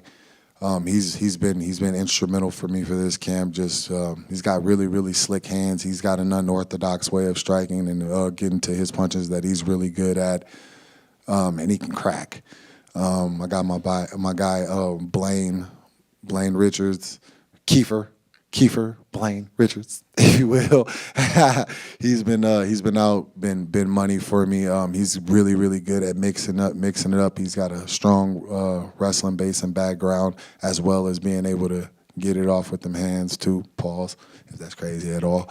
And I've been out at Skywalker 101 with Danny. You know, I got my guys, and then I got my coaches, Justin Andrews, Chad Pomeroy, that've been with me since day one. You know, molded me into not only the fighter but the man that I am today.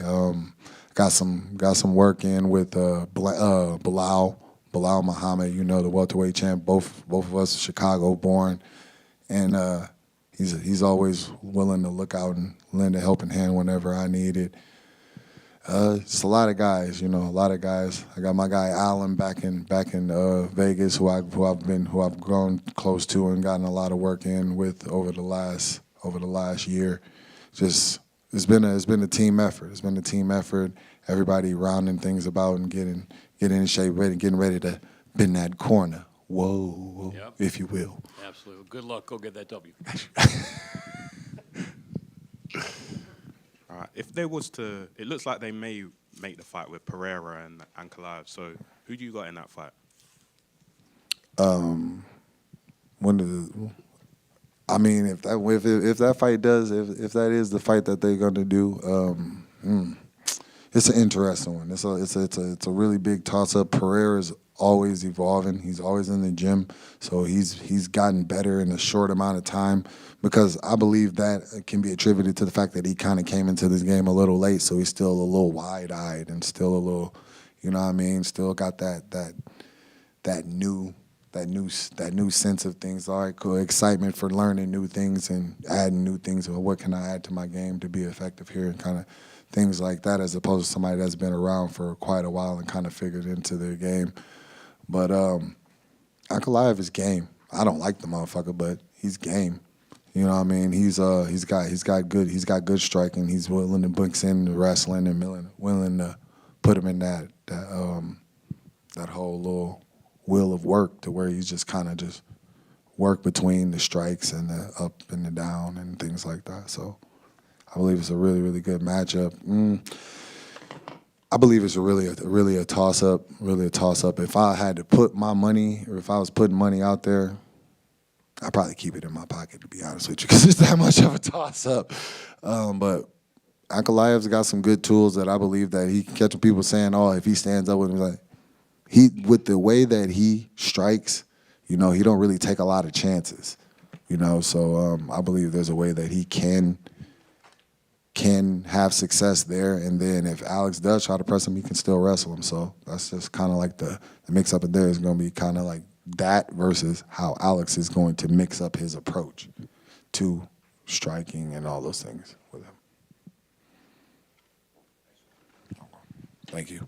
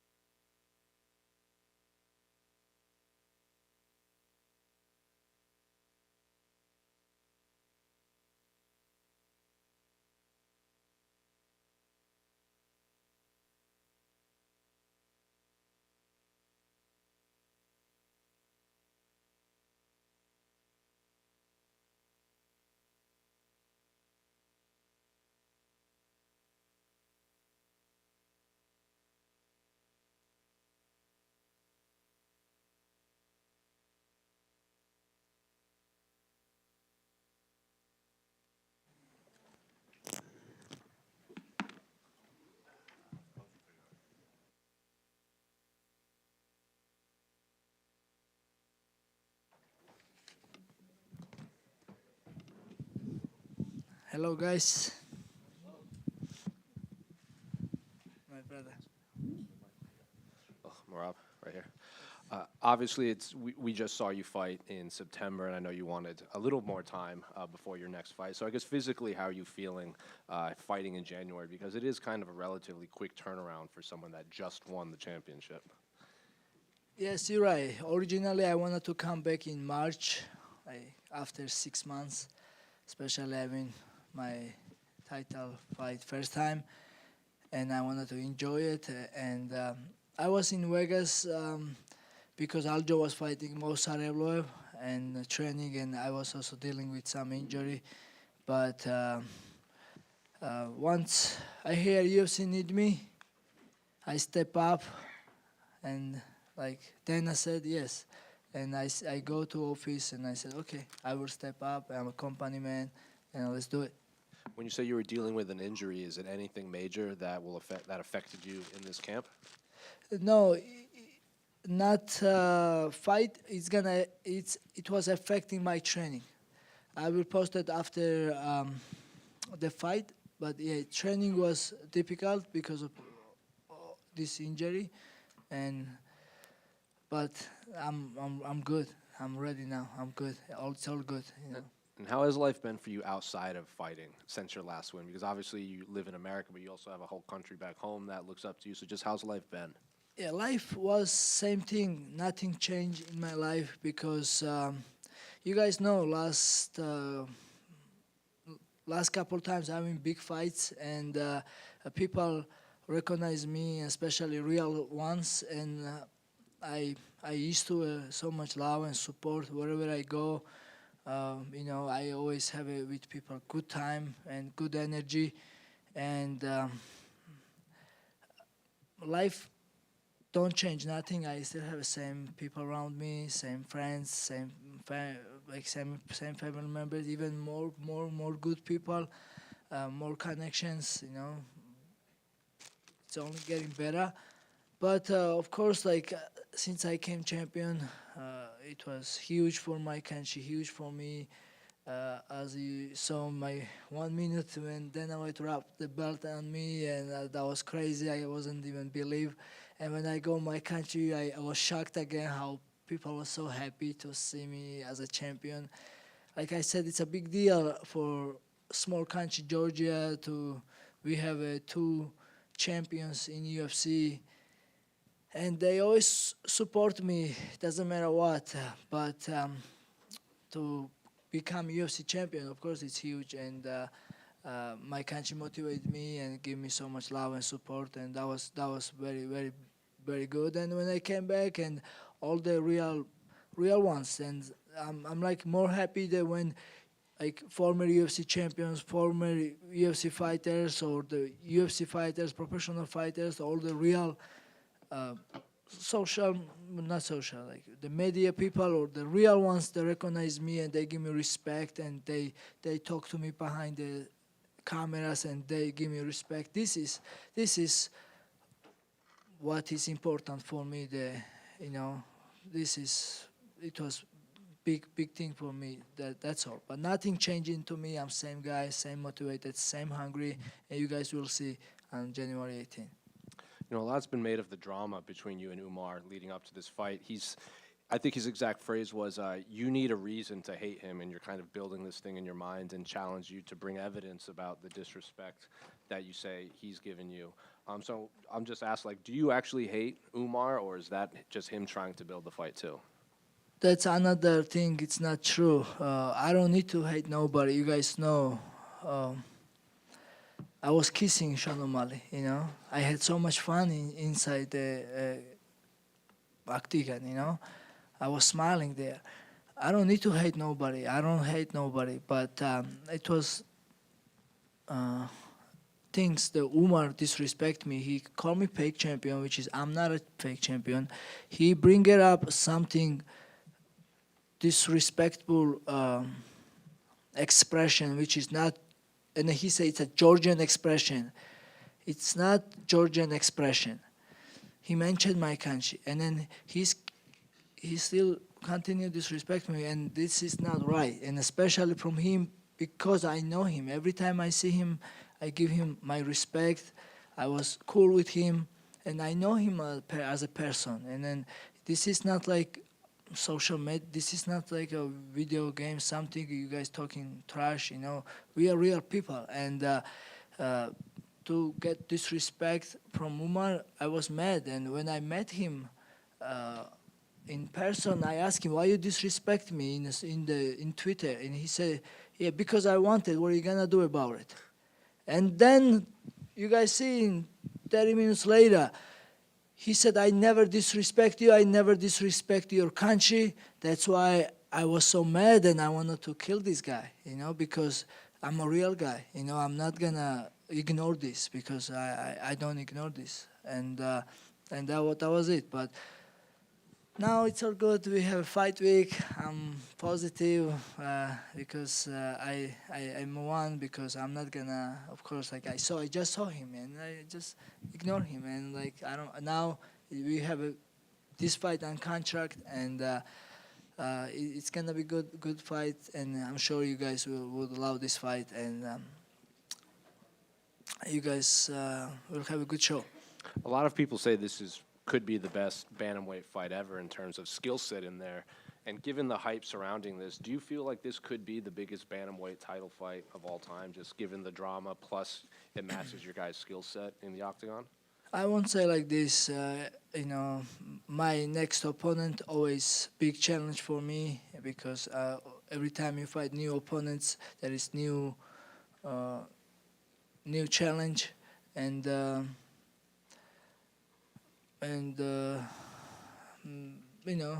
after this, I'm sure will be somebody new, even if it will be something rematch. Look at how good Peter Yan looked against Figueiredo, and next fight always will be the biggest and biggest. I don't think, I beat so many good guys, but nobody remembers anymore. MMA fans, they say MMA fans has short memories, and I think they do. Just last one for me. Your coach John Woods said if you beat Umar, you could be the greatest bantamweight ever. I'm curious, what do you make of those comments from your coach? No, I don't think that soon, but I mean, that's up to you guys, whatever you will decide. But I mean, we had so many good champions here, like Dominic Cruz, Aljamain Sterling, and I will get there. But I'm not focused on this. I'm always focused for my next opponent, and that's what I'm focused on now. Umar Nurmagomedov is in front of me, and I have so many reasons to beat him. Because first of all, like I said, like I said before, he get here like a little bit. He takes shortcuts because he was fighting debut guys, and from debut guy number 2. That's, I think, when I say gift, that's why I think he get gift, because like you have to fight the ranked opponents to get number 2, and that was the thing. He beat number 2, yes, and there is so many good guys outside of rankings, like Raul Rosas, even in ranking, Bautista, he has 7 fight win streak. He has more than Umar, but because he don't have a cousin like Khabib Nurmagomedov, he's not in the conversation. So that was all my my thing. I was talking about this. I'm still talking about this because I like to talk truth. Even I'm fighting after tomorrow, that guy. This fight is done. I just like to talk truth. Merab, Umar is pretty young, one of the younger fighters in the top of this division. Do you feel like this is going to be the only time you will fight him, or do you plan on beating him so definitively that no one's ever going to want to see a rematch? No. I mean, he's young, and that means he will even grow up. And I mean, who knows? Yeah, if he continue winning and I continue winning, we may meet again. And yeah, like no, like I also some people say, oh, beat him now before he's young and before he's new. It doesn't make sense, like yeah. So it's we may meet again, but listen, I'm gonna focus for this fight now, and we'll see next time. Merab, back here. Yes. So people doubted you early on in your career against Piotr Jan, Sean O'Malley, Henry Cejudo. Merab can't do what he does, and then you go and do what you do. Dominant, controlling wrestling whenever you want, getting the takedown. Now they're saying, okay, now this guy, he can't do the same thing. Merab is not going to be able to do, but you always end up doing it. Can you tell me how you feel Umar's wrestling compares with Henry Cejudo? I mean, Henry Cejudo, Olympic champion, but Umar Nurmagomedov, he's a completely MMA fighter, and there is two different challenges, of course, and especially I never fought Umar Nurmagomedov, and I have to figure it out first, then I will tell you after. That makes sense. Different, yeah. But, like I said, every new opponent is new challenge, and every training camp is different because for Umar, I wanted to more long training camp to prepare good, because he's like well-rounded fighter, like striking or wrestling. But once I signed the contract, I'm in, and I'm so comfortable now, and I'm excited we have this fight in a couple of days. Absolutely. Are you happy with the fact that you're such a popular fighter? I think you may be the first in that area outside of Russia and Georgia. English is not your first language, but yet you have so many American fans cheering for you. One of my favorite things was when the Aljo and Sean O'Malley face off. Sean took off his jacket to be tough, and you put on Sean O'Malley's jacket. That's still one of the epic moments in my mind. But I think you have this image of not only a nice guy, but a fun guy and a funny guy, showing that a very tough guy can also be fun and funny. This is you, I think, naturally, but did you kind of work to put this image out there, or is it just you being Merab? Thank you so much for this question. Yeah, this is just me. Like my friends knows that this is me. Listen, I'm a hard worker, but at the same time I like to have fun, and I like to have good times with my friends, and I'm not.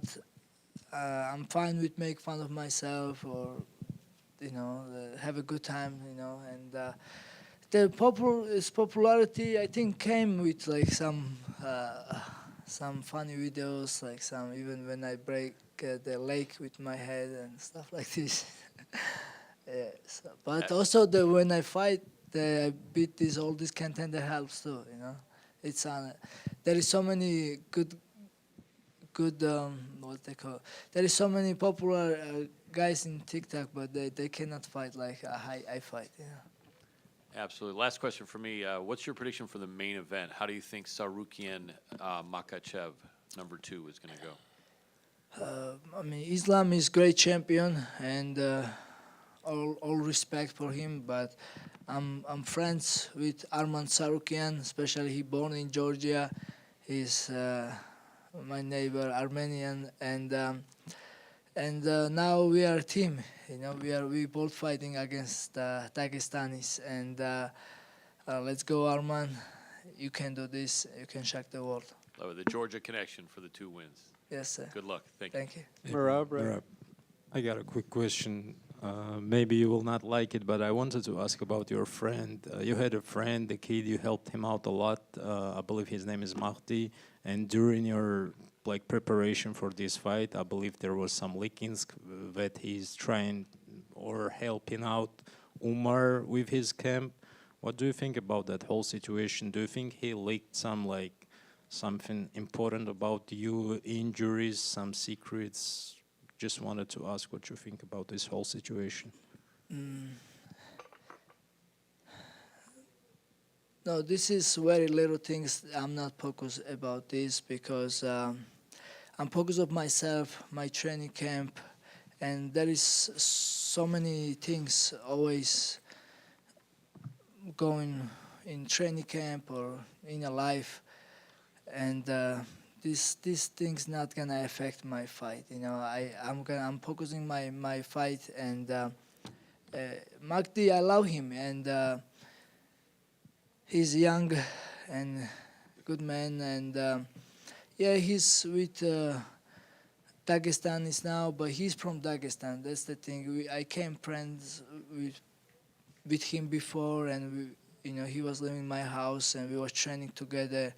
But now, I understand him. He go with Khabib and Makhachev because he loved them, and he loves those guys. And I mean, this is not right move, but I think he was in the spy. He cannot do any other way. I think Khabib asked him to go and be with them, and I understand this, and I don't think Magdi is a bad guy, and I love him, and I mean, this is no problem. This is I'm not focusing on this. It's all good. Thank you, bro. Merab, to your left over here. You want to go back to talking about Tsarukyan just a little bit. Can you tell us a little bit more about your guys' relationship, and if you guys had any conversation leading up to this week? Nothing like this specifically, but I know him since he came in U.S. After Islam fight, and of course we are always cool for each other, and I mean, Armenia and Georgia, we're friends, especially he born in Georgia, and in Georgia we have so many Armenians lives, and we all live good, and we are friends, and we was hanging out in Abu Dhabi now, like after my fight, and we became even more friends, and we was cooking together with Volkanovski, and now, yeah, we are fighting teammates, and then yeah, we are one team now. And one more question for you, a bit of a fun question. On social media, you posted a clip from an old movie with the Armenian actor Frunzik and another Georgian actor. Tell me about that movie, why you posted it, and the meaning behind that. Yeah, so I posted because they are dancing to one Georgian, one Armenian together. They're happy, and I said that this will be me and Arman Tsarukyan after we will beat them. So, and then yeah, just I tell you, I like positive. It was hard to find the positives in this training camp. It was a lot of bullshit, a lot of drama. But yeah, I try. I try always to have a good time. I'll leave you with one last positive question. I mean, obviously, the main event, co-main event, all you guys are from basically the same region. What does it mean to you, not just to represent Georgia, but the whole region, and put that region on the map? Yeah, you guys see how talented we are. This part where we live, because we always have a top competitions like wrestling and other sports, and in judo, and this is now this is a perfect example to hard work where can put us like we are fighting main event and co-main event here in California, and then whole world is waiting for us. This is huge, and this is big for small countries like we are from, like Georgia, Armenia, and Dagestan. Merab right here. Merab, Jamal Hill was here, and he was talking about how much he appreciated how you and Aljo and the team welcomed him when he moved to Vegas, and he was excited to be on the card with you. Can you just talk about your friendship with Jamal Hill? Hey, Jamal Hill is a great dude. He also very funny, very positive, and he likes also make joke and make funny videos, and also he fights hard and he fights good. And I don't understand why people criticize him in social media, but he did talk with the fans, and I don't think that's a good idea. But he's cool, I love him, and of course I will always support him, and he's a good guy, and we are just friends and respect each other. That's it. How do you like the shorts that they made you now as champion? Yeah, this is the best, and then I'm really grateful for these shorts, UFC and Venom. I, when I take this fight, it was only 6 weeks left, and then they don't have much time. They said, just we have one day to make this, and come to the office. And I go in office, and I tell them I need this too in my short. I need this, and then they did how I want, and they even make beautiful design, and I'm so excited. Everybody loved in my country this short. Now I go social media, I see all over, and then even UFC fans, I think, love it. So, and then of course that was my dream, and I'm grateful for this. Final question. Obviously, you're a great fighter all around, but your grappling is very good. Umar and his whole team and family are also very well known for their grappling. Is it tempting to want to prove something on the ground specifically when you fight Umar? No, I'm not here for grappling. I'm here for fight, and I wanted to win against Umar Nurmagomedov. He's undefeated, and break his record and just make him humble. That's it. Yes. Merab, hello. The great Russian poet Mikhail Lermontov loved Georgia very much. There's a street named after him in Tbilisi. Do you like Lermontov? You know who is it? Yeah, I do know. Yes, maybe you know any poem by Lermontov? When I was in school and young, I was a good student, but now my all focus is for MMA, and I forget a lot of things, and I forget everything I learned in school, and I don't think anymore of this. I'm thinking Umar Nurmagomedov right now. Okay, Merab, you worked on construction site for up 30 years.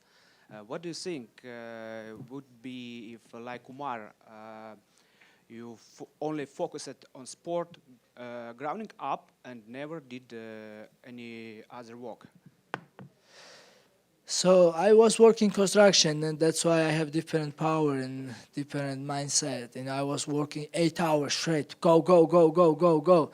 Now this 25 minutes is nothing for me, and Umar will feel that, So this is extra workout for me what I was doing in construction.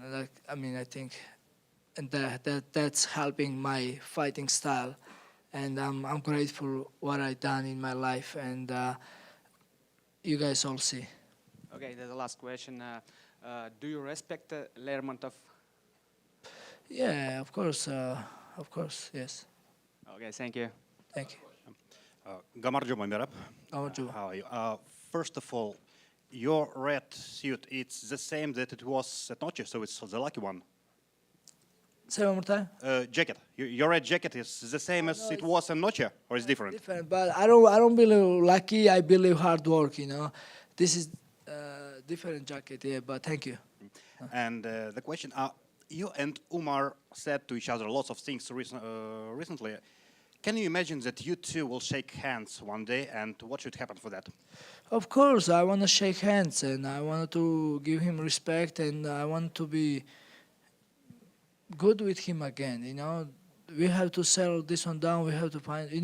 That's why we are men, and that's okay. Sometimes we will fight, but I'm just upset that he disrespect me. He should not disrespect me. And then, yeah, of course. I don't want to have an enemy, or I want to. So I want to answer this. When he disrespect me, I wanted to fight him. That's normal, no problem. He knows this. Thank you. Thank you.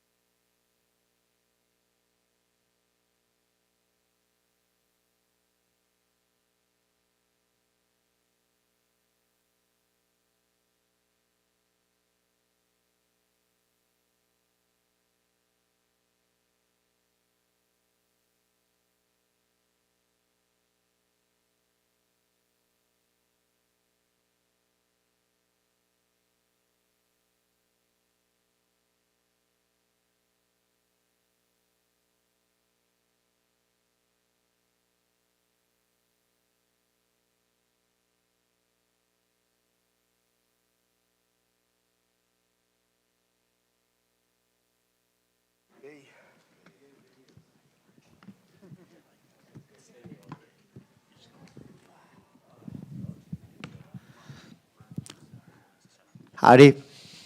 Beneil, over here.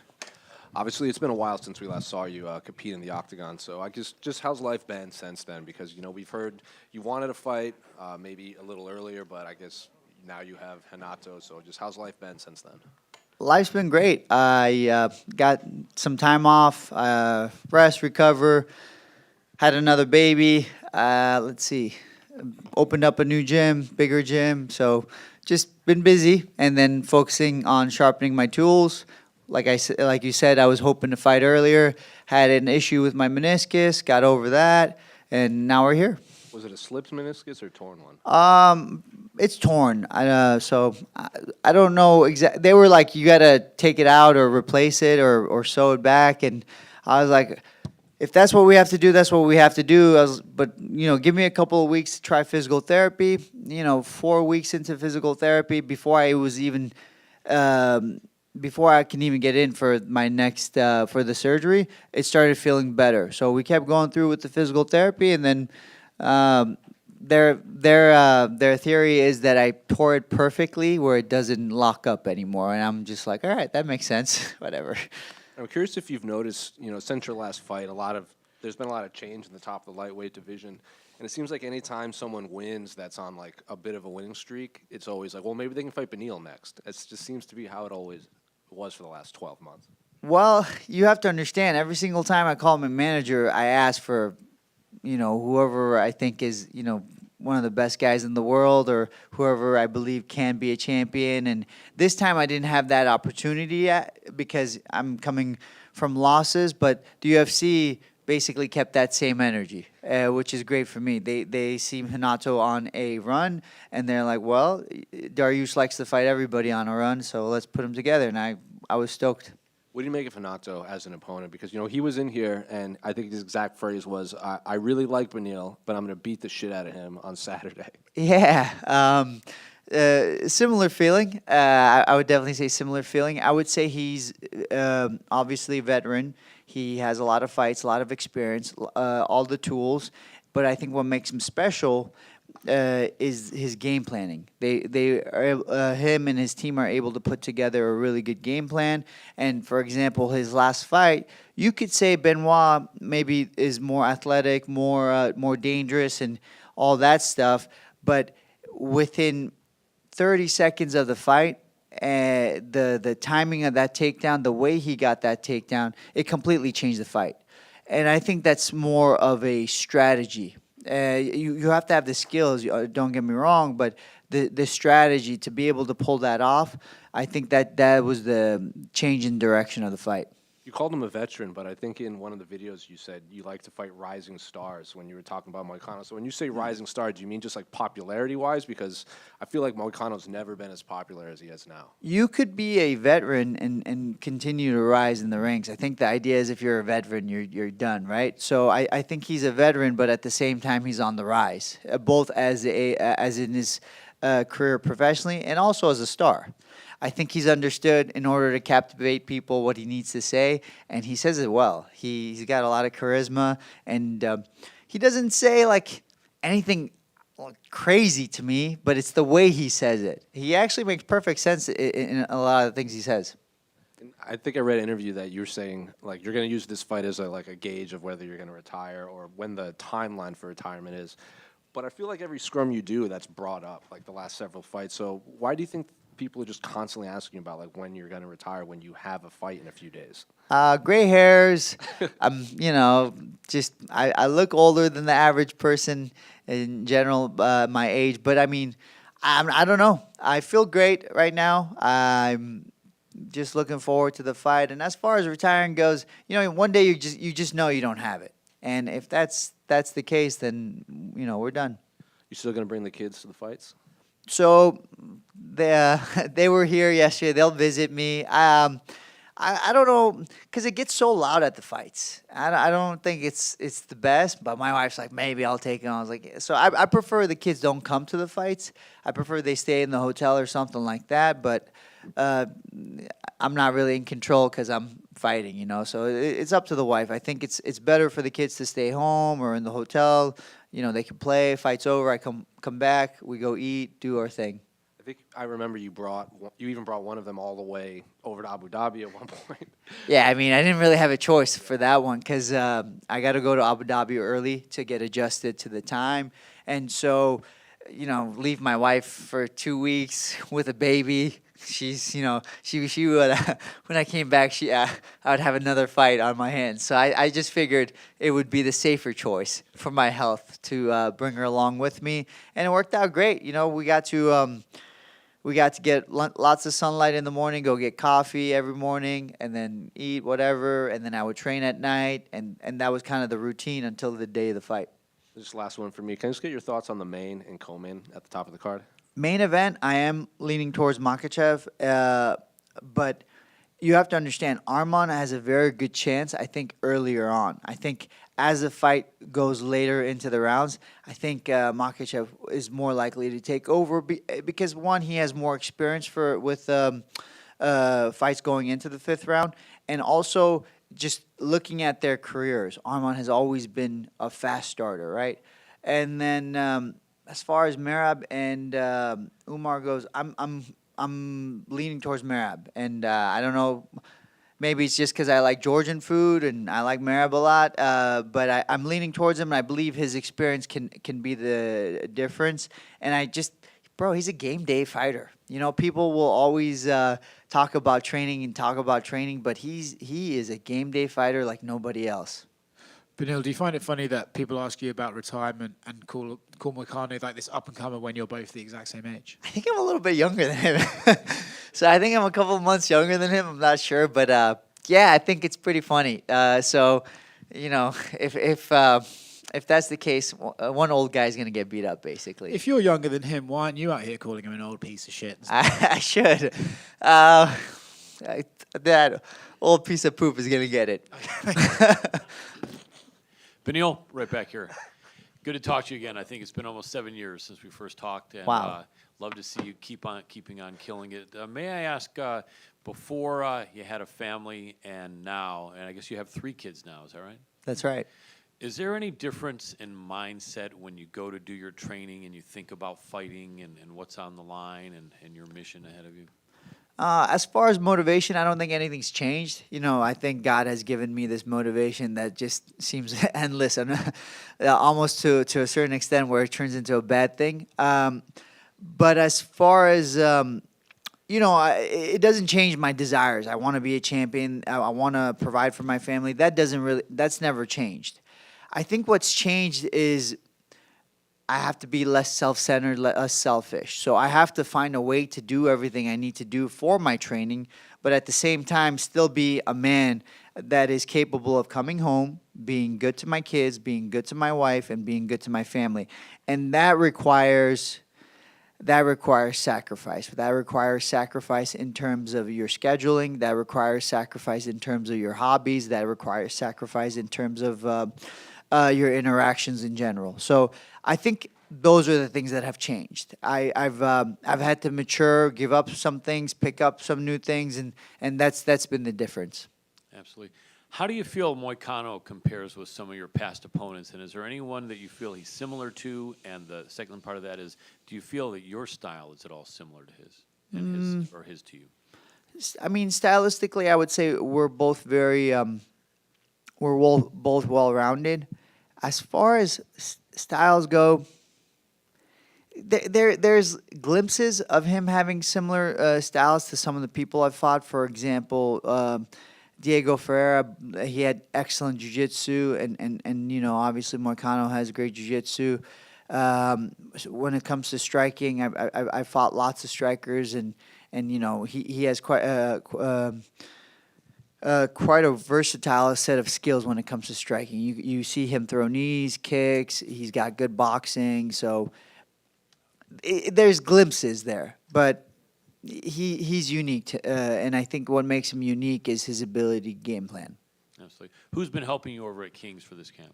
So for training partners is pretty much the same. I got Giga, I got Urush. These are some guys you guys know. I have some people you don't know. I got my younger up and comers. I got some Georgian teammates, Armenians. I got a bunch of Eastern European guys from some Bulgaria.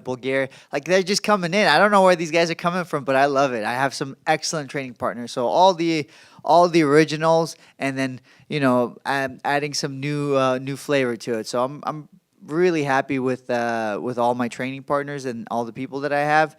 And then as far as coaching goes, I've had Nolan Tickman, who is my head coach at Kings MMA in Anaheim, and then I have Rodel Mayol, who is my boxing coach.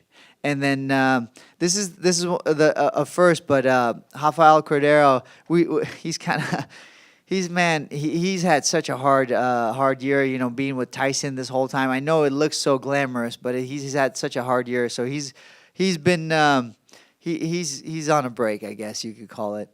Gotcha. Last quick one for me. A lot of people don't know that you're a very benevolent guy, giving to a charity that I think you created years ago. I remember you made a statement a few years back that your 20-year-old car ran fine and you could give your money to charity to people who need it, I think, over in Haiti. Is that still in operation, I hope, and what's going on with that? So, they call it civil unrest, but it's more like a civil war right now in Haiti. And what's going on in Haiti is basically there is you could call it a gang or whatever. They've risen up to the point where they're in charge of a lot of the country. And so they fight with the government. There's military involved, and it's basically a civil war. And so we've had to change our approach in how we go into Haiti and what we do in Haiti.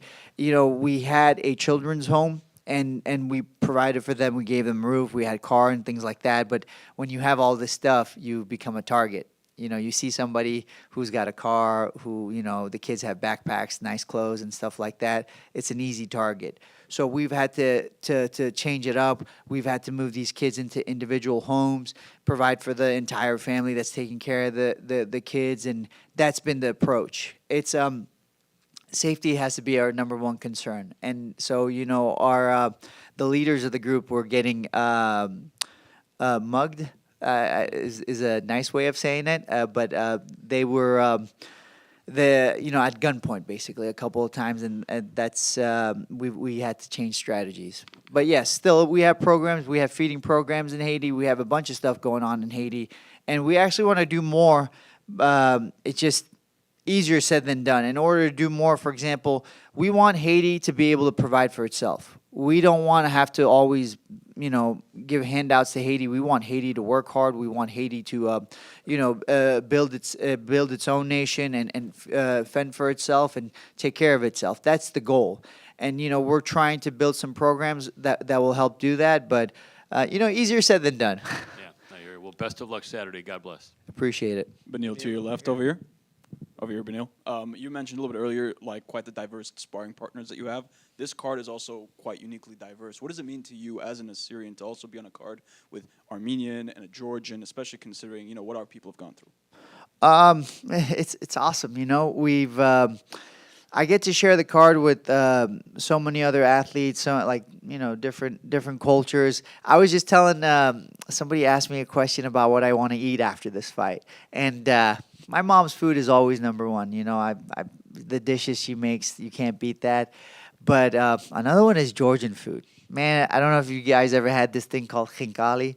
It's a dumpling, and it's a big dumpling. It's not like a small dumpling, full of meat, and it's super juicy. And you pick it up. You gotta make sure you don't lose the juice as you eat it. It's incredible. So that's one of the things that I've been thinking about way too much at the moment. Anyways, those are the things that come up when I see Arman. Obviously, I want to avenge my loss. I want to get that fight back, but I also think about food again. There's a bakery. What is it called? Paradise Bakery in Glendale that my mom loves. She loves the bread, so she's like, "Can you get me some bread?" And every time I go there, there's so much food. So I always end up, having a little bit of extra food and getting stuff. But so that's what when I see these fighters and all these other things, I think of. I mentioned Bulgaria, and now I'm thinking of the the Bulgarian yogurt. That's that. So when I look at different countries, and I think about food, so that's how my brain works.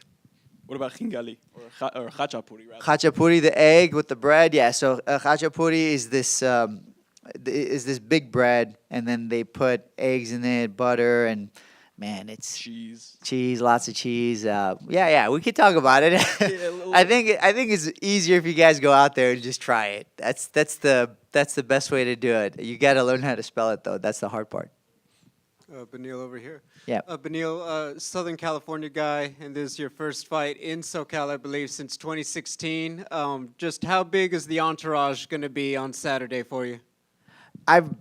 People are texting me and telling me they're coming to the fight and they're stoked, and I'm stoked too. I don't have an exact number for you, but I'm expecting more people than usual. Let's just put it that way. You're obviously one of the most polite guys on the roster. What is your strategy for letting people down easy that you don't have a ton of free tickets to give them? Just been like, hey, sorry, I don't got it. The link I had was, it's already expired. Whatever. I tried my best. That's all I get. So I don't really have a strategy. Just tell them the truth. Back to the Moicano and the age thing. It's actually you're only 15 days. Oh, okay. Older than Renato. Okay, so he's an April guy. Yeah. Okay. Or no, wait. He's June. He's May. He's also May. Oh, okay. Dang, I'm gonna beat that old piece of poop up. Final one, just as a quick note. You talked about it. It's like people just see, because you have a little bit more gray, people just want to put the retirement thing on you. It has to have crossed your mind, you know what if just like one fight week, a little bit of dye in there? See if it would change the conversation. You sound like my wife. That's what she tells me all the time. Why don't you just dye your hair? Like, we have this event coming up. Think about how you'll look, and think about how people will see. And what about your mom? She'll be so excited to see you, looking younger. Blah blah blah blah. Man, I don't. The issue is, well, I don't think I look terrible with gray hair, and the other issue is just, bro, this is how God made me. I was built to take more stress in. It just results in gray hair. So I don't want to change the way God has made me. So I like my hair the way it is, and if it falls out, that's when the real issues start. If it starts falling out, let's see if my wife will still love me. That's the real indicator. It's not the gray hairs or having darker hair. So we'll see. Hypothetically, let's say you dyed it, you go out there, you finish him, and people say, man, Beneil's making the comeback. He's now on the rise. So I think if I just get the finish, which I plan to, I think that's enough. But if it requires me dyeing my hair, I will consider it. Over here, you talked about the strength of his game planning. Does that make it kind of hard for you to strategize against him on what he's doing, because it'll be a little bit different? So when someone is good at strategizing, like I mentioned, the best thing you could do is be more well-rounded, because that allows me to move from one game plan to another. I don't have to have a super strict game plan on how I approach this. If something changes on the fly, because I have the skill set and the weapons, I can do that. So that's kind of the approach for Moicano, is keep all my skill sets sharp. I have a game plan, and if it changes, then I will move on to the next one. And that's the approach. I have to be able to adapt within the minute, within the rounds, within the exchanges. So mentally, will you, instead of staying on like a strict schedule of what you're trying to do, you're really just trying to adapt throughout the entire thing, basically? Yes, that's a good way to put it. We're good? Thank you, gentlemen and ladies.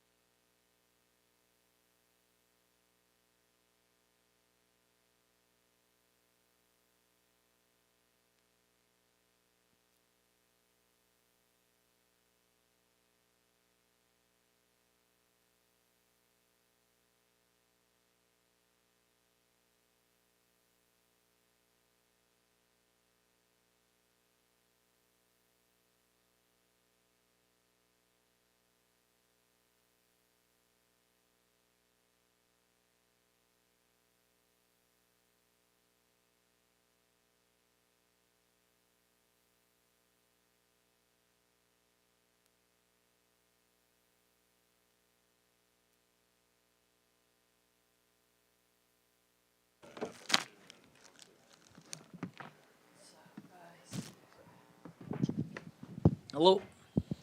Hi, guys.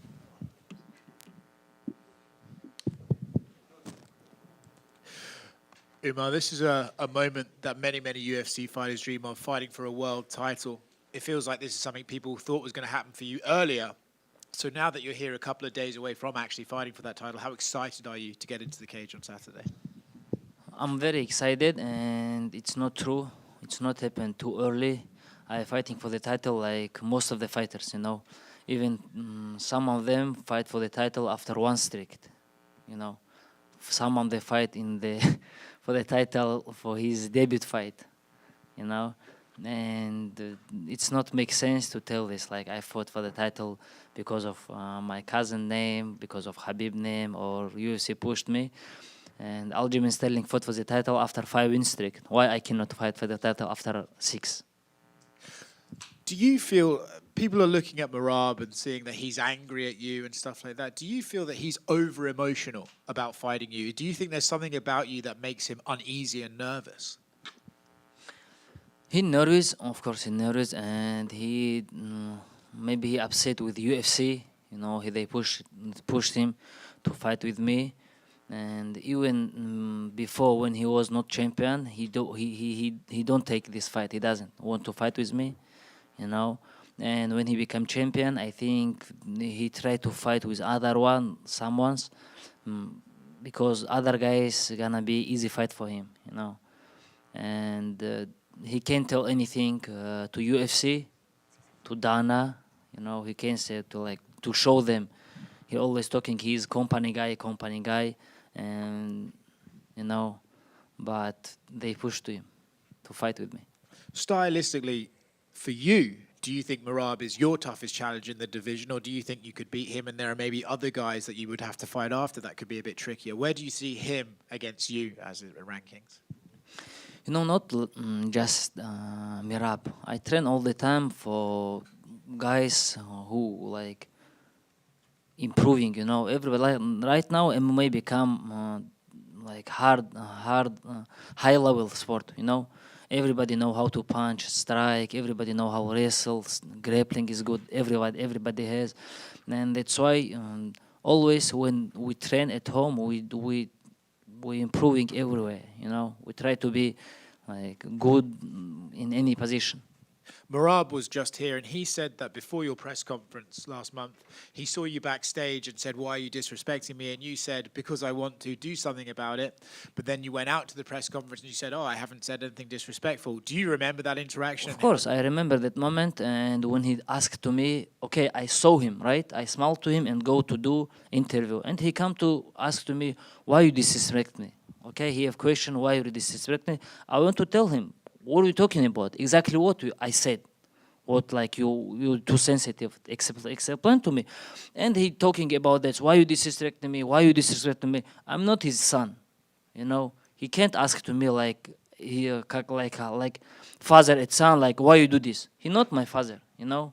Of course, I want to tell him like, because of I want what you can do. You know, if he want to conversation, he have to explain to me, "Hey, why you said I'm like this? I do something." But if you guys can find anything what I said with name Merab coward, Merab bullshit guy, or anything else, show me it. Of course, when he do some video like a teacher, he show why Petr Yan deserve more than me. Of course, I will tell Merab, don't be scared. You making like you show like it's, you know, it's nobody understood why you try to avoiding, you know. Dana said I'm next. Joe Rogan after his fight asked to him, "What about Umar, his next challenger?" And everywhere he tried to avoid, right? But it's not like me what I said. All words said, all fans said, Merab tried to avoiding this fight. He looking like bad, and what else? What I have to do? And last one from me, it's obviously a big night for you and your entire team on Saturday, but I'm curious, who do you think has the harder fight? Is it you, or does Islam have a harder fight with Arman? I think Arman much better than Merab like a fighter. You know, he can like he have good skills, very good. And I don't think it's gonna be a hard fight, but because if Islam is amazing fighter, he's the person who I looked always like I want to be like Islam, he's very high level IQ fighter, but like a fighter, Arman much better than Merab, of course. Everybody can tell this. Right here. Merab was in here and someone asked like, oh, would you want to prove your grappling against Umar? He goes, I'm not looking to grapple, I'm looking to get into a fight. And then a couple weeks ago he did an interview and he goes, I'm not even going to take him down, I want to stand and strike with him. Do you think he's just saying this to kind of play games with you, or do you really believe he wants to go in there and just strike with you to prove a point? Guys, I don't care about what he said, I think he have to will wrestle. It's 100%. You can see how he fought the last fight with O'Malley, and he losing in any position, He missing punches, kicks, and he was not too good, Just what he did good, he take down O'Malley, but I don't know how is O'Malley not train wrestling skills, defense. It was amazing. And I don't care about what he said, what he want. We're gonna cage gonna close, and we're gonna show who's the best fighter. He was just in here and he was asked, would he be willing to shake your hand after the fight? And he said, of course, and he hopes you two can be good again after this fight, but you have to settle this right now. So I'm curious, do you think he actually does hate you, or is this just him building something in the mind to get ready? Guys, I really don't know. Even before when he was not champion, right?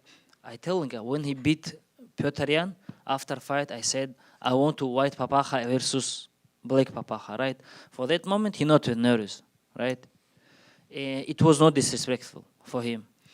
But when he became champion, when he knew he will fight with me, he beginning this do drama. I don't know why. I don't have any problem with him.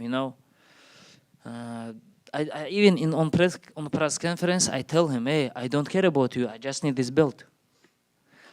We're gonna see how he will act. If he want to be, he said he want to come to Dagestan. If he want to come like Dagestan, like a friend, I will meet him, take care about him. If he want to come like anywhere, like enemy, like do something, like it's gonna be same, Umar in the back right here. Salam alaikum. Alex. So how do you feel Merab compares to probably your best challenge so far, Corey Sandhagen? I don't know why he thinks Corey easy fight. I think he's one of the best fighter in my division, and I think nobody will beat him. Nobody will beat him. Even like Sean O'Malley, if you will put Sean O'Malley versus O'Malley, I think Sean O'Malley and versus Corey gonna smash him, I think. So Corey is very tough fighter. So Merab may be not tougher than Corey Sandhagen. Or will it be a harder? No. It's gonna be hard fight. It's gonna be hard fight. Like a fighter, I think Merab have better wrestling attack. Better than Corey Sandhagen, but striking, I think Corey is one of the best. Absolutely. You have great wrestling and grappling as well. Is this a matchup where you will say you will not be taken down, or are you prepared and it's okay if you're taken down? I will do everything to destroy him. Doesn't matter, it's gonna be punching, take him down, grappling, to take his belt, try to choke, everything. It's MMA, right? Yeah. I just wanna go to there and fight. Excellent. Final question for me. You're still young in the sport. How do you think you compare in skills to your brother, to Khabib, to Islam right now? Again? Right now, you're still young in the sport. You're an amazing fighter. Where would you put yourself if you compare your skills now to Khabib at his best, to Islam, to your brother Usman?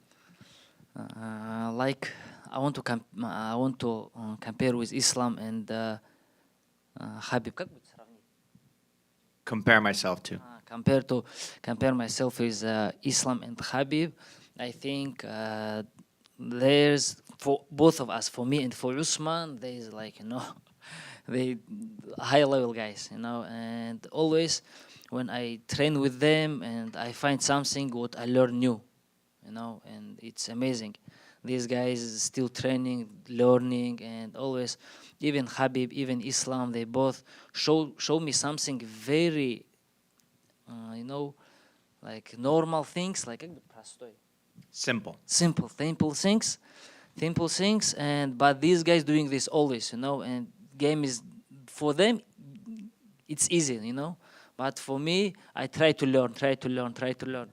Excellent. Thank you very much. Umar right here, on your left, right here, Umar. I'm wondering, obviously, you know, your whole team, your whole family, Habib won the title, Islam won the title, your brother Usman won the title in another promotion. You've been training together for so long. Do you feel that pressure to be that last member of the family to win a belt also? Чувствуешь на себя давление выиграть пояс, поскольку уже твоя команда и твои братья, они все выиграли пояс, и теперь остался ты последний, у кого еще пояса нет? No, I'm not sure. Pressure, nothing. You know, I'm not come to yesterday in this sport. You know, I'm here a long time. I'm with them, and we know who we are, and we know how we're ready, and nothing. Like I don't feel pressure. Can you talk about how important these 2 weeks are to your family? Just obviously you and Islam fighting, but then next week your brother also in a big fight. What does this mean to your family? It's gonna be good legacy for us, you know. When we will become older, we're gonna tell our kids, do you know, your father was fighting for the title, you know, our team was great, you know, it's awesome, you know. I think we're gonna be like our family, our team gonna be like Gracie. Everybody will know like what we did in MMA. Final question. Obviously, you've all known each other for a very long time, several of them obviously your family. For Islam, obviously, you know, he's known Habib a long time. You had to have met him. Can you just tell the story? What was Islam like when you first met him, when you guys were really young? Каким был Ислам, когда вы только познакомились с ним, когда вы были еще значительно моложе? Вот ваша первая встреча, первое знакомство, какой он был тогда, еще до того, как он был чемпионом? I don't remember when we first time meet, but Islam was always funny guy, you know, who kidding with everybody. Thank you. Салам алейкум, Умар. Слева от тебя. Привет. В бою против Петраяна Мераб сделал 49 тейкдаунов. Как ты считаешь, говорит ли это о том, что у него какая-то супер выносливость прям? И считаешь ли ты, что в бою с тобой у него будет примерно такая же тактика, он будет пытаться постоянно делать тейкдауны? In a fight against Peter Yan, Merab attempted 49 takedowns. Do you think that that means that he has an incredible endurance? And do you think that his strategy for this fight against you is the same? He's going to continue to try and do takedowns? You know, I don't care about his wrestling skills, and then I don't care about his condition, because I know I'm ready, and I don't scare to his wrestling skills. With Jose Aldo don't give him even one takedown. You know, he just have good wrestling for guys who doesn't understand wrestling skills like wrestling games. Если можно, на русском немножко для нашей аудитории. Очень много критики свалилось перед этим боем на Махди, которого обвиняют в том, что он якобы ушел, якобы шпионил. Как, с твоей точки зрения, твоими глазами выглядит эта ситуация? С Махди я не вчера познакомился. Это наш братишка. Я с ним уже год и знаком, и хорошо дружу, и всегда на связи. Спрашиваю, как он здесь один. Нужно понимать, что для меня он земляк, который на чужбине. Это первое. Второй момент, шпионил и так далее. Он утром туда, к Мерабу ходил на тренировки, у него хорошие отношения с Мерабом. А вечером к нам приходил, потому что у нас вечером проходила тренировка, знаешь, больше такая техническая, где можно было ему набрать бокс, там байк сделать с нами, потренироваться, добавить. И нужно понимать, что для Мераба, говорю, для Мигди, как и для любого дагестанца, наша команда, вот Хабиб, Ислам, это, знаешь, такие бойцы, которые пробились, и он, конечно, хочет с ними познакомиться, с ними потренироваться. Это много что значит. Относительно того, что помогал ли мне Мигди, я не знаю, чем он мне может помочь. Я реально это не знаю. Я с ним спарринги не проводил, борьбу он мне поставить не может, я с ним борьбу не тренировал. Мы с ним грэпплинг-матч боролись пару раз, и то потому, что там мало людей было моего веса.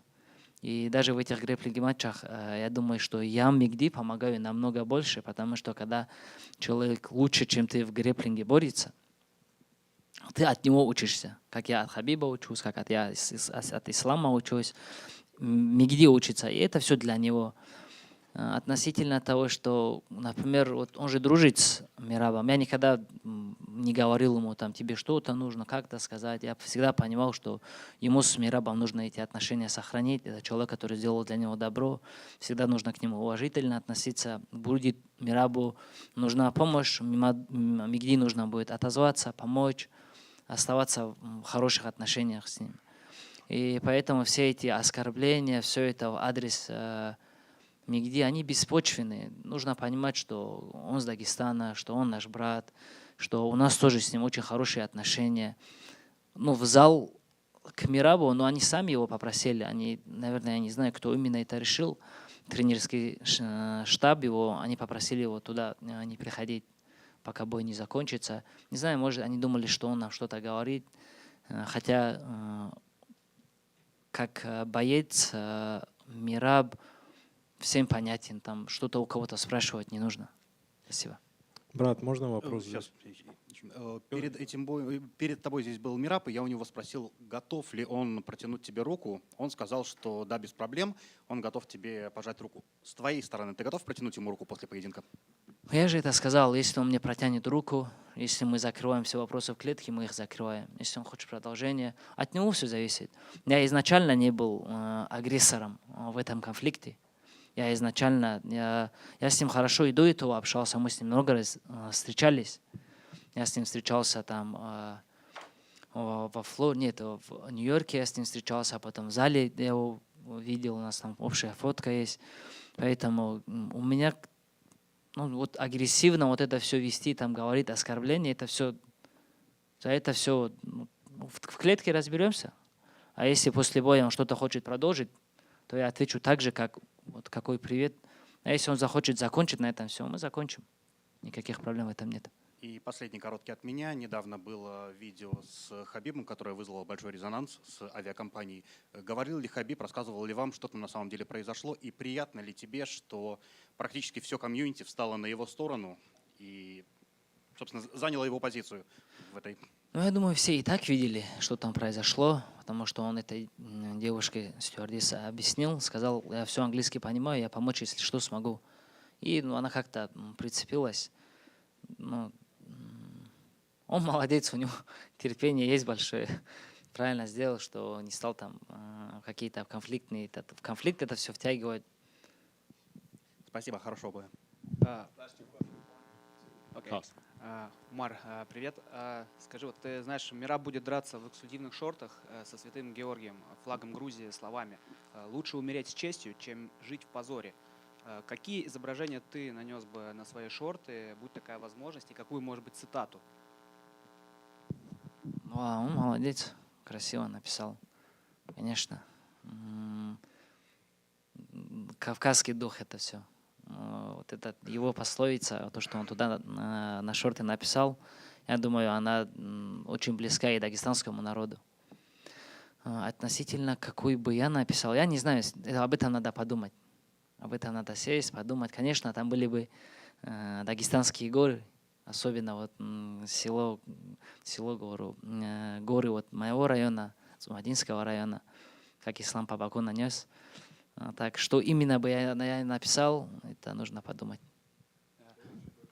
Умар, будешь ли ты драться не только за себя и за свою команду, но и за всех тех, кого оскорбили слова Мераба про Россию в различных интервью? Я не знаю, почему он вдруг резко отошел от всех этих слов. Когда Петр Ян выиграл Фигуредо, он резко начал о нем хорошо отзываться, начал там говорить, ты уважительный, я хочу с тобой драться. Он очень быстро забыл, какой он был до боя с Мерабом. С Мерабом, говорю, с Петром Яром. Относительно, уже он это все, знаешь как, человек что-то говорит для пиара, понимаешь, и после этого эти все принципы, эти все, вот то, на чем он был, оно все быстро меняется. И не знаю, вроде он перестал это все делать. Поэтому забудем. Надеюсь, он сам тоже больше не будет это все повторять, потому что страну, целую нацию ты не можешь оскорблять. И последний вопрос от меня. Как бы ты оценил шансы своего брата Усмана в потенциальном бою с Арманом? Усманчика? Конечно, я уверен в Усмане. Усман показал, что он птица высокого полета в бою с Шабле. Он показал, что он высококлассный, техничный боец. Спасибо. Брат, последние два вопроса быстрых. Миллиард вопросов вам уже разных задали. У меня такой вопрос. Как ты считаешь, Мераб действительно, он просто раскручивает бой, пытается залезть тебе в голову, или он действительно, вот все, что он тебе говорит, он это испытывает, у него на самом деле личная неприязнь к тебе? И после этого еще один вопрос у меня. Я честно не знаю, я не разобрался для себя. Я не знаю, что именно, какой посыл он в себе несет. Вот эти все оскорбления, вот это все поведение.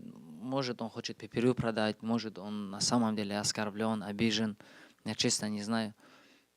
Это для него вопрос хороший.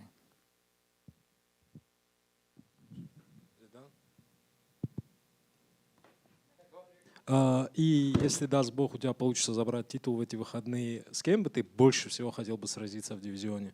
Кто тебе интереснее всего как соперник? Если посмотреть на топ-10, там вообще непонятная ситуация. В топ-15 еще есть ребята, у которых есть длинная серия побед.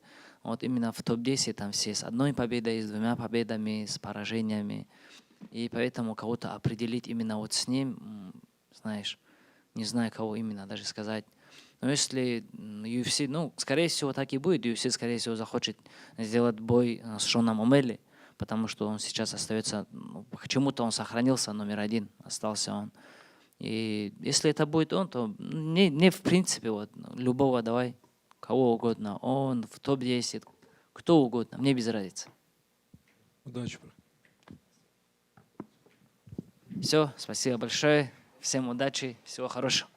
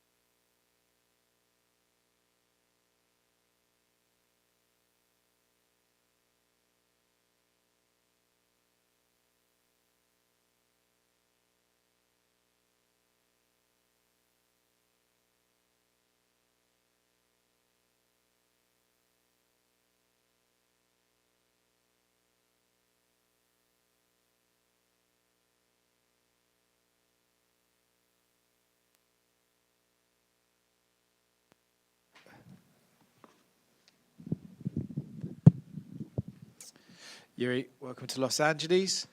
You know, got a couple of days just over to your right. Got a couple of days now until fight night. How are you feeling? How's preparation been? What's your excitement level for getting in there and competing this weekend? Hello, everyone.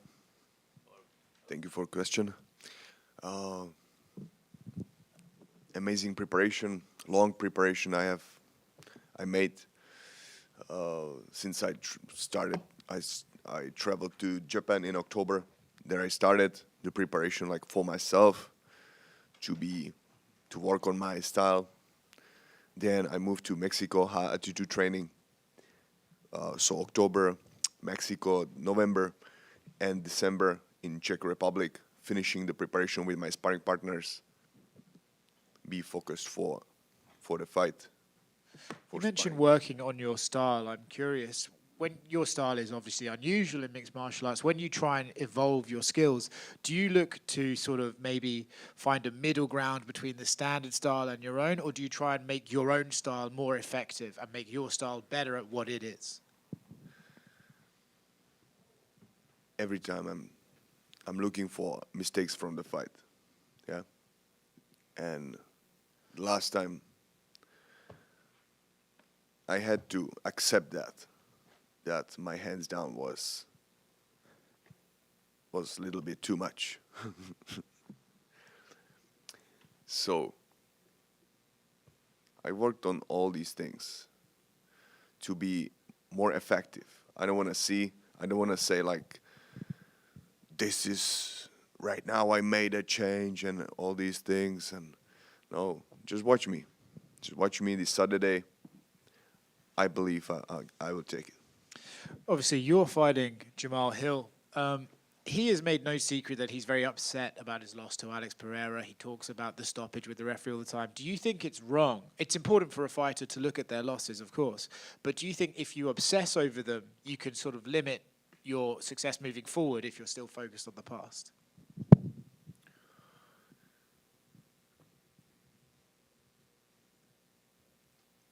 I will just say that it's a big mistake when you are not focused what's right before you and you're looking for another opponent. It will cost you a lot. So it's just about to stay humble, stay focused what's before you. I don't speak about other opponents, about who will be in the next. Even that I said like I want to fight Alex Pereira third time because I believe in myself, I believe in my style, in my changes of my style, changes of my personal lifestyle, everything. So, no, this is not on the place right now. There is a Jamahal Hill this Saturday. I want to win, and I'm going to win this fight. And then we can talk about others. Do you think outside of Alex Pereira, Jamahal Hill is the best in the division for you to be fighting? Do you think it's Alex? Who? Do you think Jamahal Hill is the best opponent other than Alex Pereira for you? In this division, do you look at the skill set and think, okay, it's Alex, then Jamahal, or do you think there are other guys that could maybe give you more problems? What you asking for? Like Jamahal, what? Do you believe Jamahal Hill is the second best person in this division? Do you think he's the best man you could be fighting right now? No. Who do you think it is? Me. Jiri, over to the right. No, not. Sorry, one more time. Every time I'm thinking about myself, sorry, I need to say that because you said that. I'm thinking. I didn't show that yet, like last time, but I believe I'm the best. With some work on myself, with some time, what I need to work on, work more, work harder, work smarter. I'm gonna show that I'm the best. I'm going for that top again, and this is it. So thank you. Right here. I think I saw a video or a photo of when you were in Japan. You received your black belt in Kyokushin Karate. So what was it like receiving that belt? it's been honor because Masutatsu Oyama, which is the founder of Kyokushinkai Karate, he inspired me by his life story about his training in the nature to face the true power of the nature and to overcome a lot of things. So he was really big. How to say? He inspired me a lot. So that's why I did that. That's why I wanted to did this black belt from the Kyokushinkai Karate. That's why. Back here, Jiri. Definitely Masoyama, a legendary master, meditating under waterfalls, coming down and meditating on Zen cones where there's no answers. People like George St. Pierre, the guy that was Drago in Rocky, Dolph Lundgren, a lot of other people representing Kyokushin, a very strong style, so a lot of respect to you for that. How do you feel this fight compares to other fights as far as importance in your career? Right now, I'm going to say, like, is the most important for me. Life importance. For me, there is no other thing, not other day, before, after. There is just only this other day. Yeah. But when you ask me fight before or 10 fights back, I will say the same. All of them most important. So this is my stand for fights, for my main event, even if it's not the main event. Absolutely. You mentioned that one of the things that you noticed you had to correct was having your hands down. So can we expect a little bit of a different Jiri Prochazka as far as your style here? As much as you want to give, but maybe some more grappling, hands up more? Expect whatever you want. Whatever, yeah, I like that. Last question. I just want to show every time little step up, please. Just a little step up to not just to you, to the fan, but to myself too, because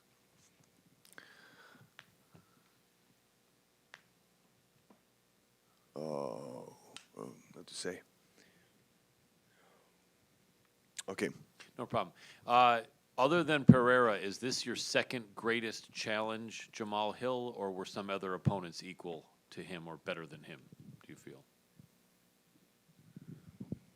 Man, I don't. Right now, I didn't face him, so I can't compare him like to anyone. But when I see him, like you'll find out, right? Last question for me. I think he will be not better than the Reyes. The Reyes. Yeah. Okay, sounds good. Can I have your predictions on the main and the co-main event? But I don't want to put him down or whatever. I count with the best version of the Jamahal Hill. So this is it. Excellent. May I have your prediction for the main and co-main event tonight? Merab versus Umar, Islam versus Arman.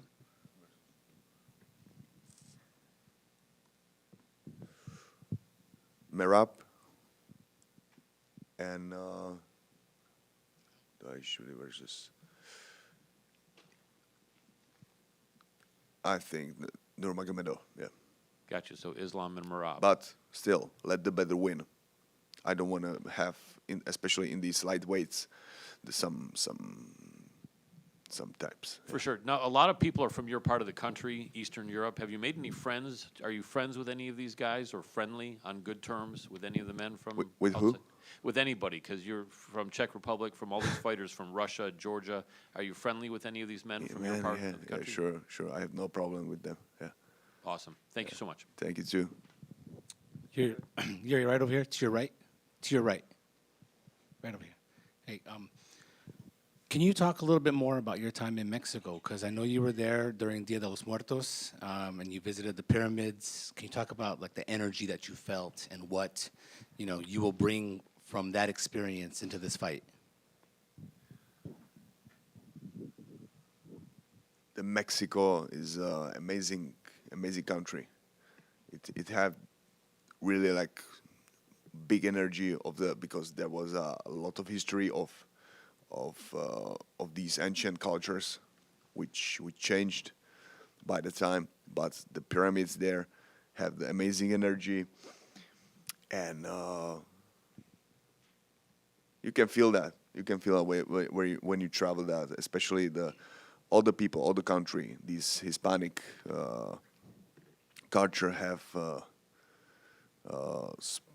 like they live like really rare life. Yeah, when they hate you, they will told you like they hate you. When they will like you, they will show you you are beautiful, you are good in something. Yeah, so they are like really living their life really rare. So this is what I really like. Not like in other parts of world they think something and they don't tell you that. Yeah, because ego or other things. So this is what I like on and especially the kitchen is amazing there. So yeah, I made all month in high altitude training in Mexico in UFC PI there, and amazing time there. Yeah. And what about the fact, because outside of fighting in Mexico, probably fighting in Los Angeles, you will fight in front of a large Mexican and Mexican-American audience on Saturday night. Yeah. What does that mean to you? It's an honor. It's an honor. So Do you feel a need to show like the Mexican fighting spirit on Saturday night? my spirit is a Czech spirit from Czech Republic. But I like to share this energy with the Mexican people, with the Japanese people, with all the people where I'm feeling the connection. Yeah. Thank you. Good luck on Saturday. Thank you. Jiri over here. You left. Jiri, I was wondering, were you ever able to connect with the fan who was going through chemotherapy and copied your hairstyle? Yes. And just what was that interaction like, and what conversations were you able to have? We are connected by the manager, and I believe that Ashley will come tomorrow for media day to see the weigh-in and watch the fights. So we offered her like to see the fights like live. Jiri, добрый день. It said that samurai doesn't have a goal. He has only a path. So where do you see the end of your MMA path? The end of your MMA path, of your MMA way. No, this is not about like to achieve some goal. You have to feel that. This is it. I fulfill myself, and then you can go satisfied. But still, I feel it's not here this moment, and this is why I'm staying in light heavyweight, not going down, because there is a few challenges what I really want to face. Děkuji. Děkuji. Jiri, you mentioned that you sort of did a reset. You made some changes to your game. We're going to see that on Saturday. You also just said that you made some sort of changes to your personal life. Is there anything you can elaborate and share with us about some sort of changes you made in your personal life after the last loss? Nothing what I want to say. Okay. Thank you. Yeah, I just wanted to ask, who do you think is going to win out of Pereira and Ankalaev if the fight does go ahead? Good question. Let the better win. Let the better win. But I wanna say that again. If Ankalaev will fight, like he said, just in the stand-up, because he said that, and I'm taking the person like what you're saying and what you're doing. So, and he said like he will fight Pereira in the stand-up. So if he will do that, I think I see the more chances on the Pereira side. But like I'm saying every time, let the better win. Yeah. Okay. Thank you. Thank you. See you Saturday night.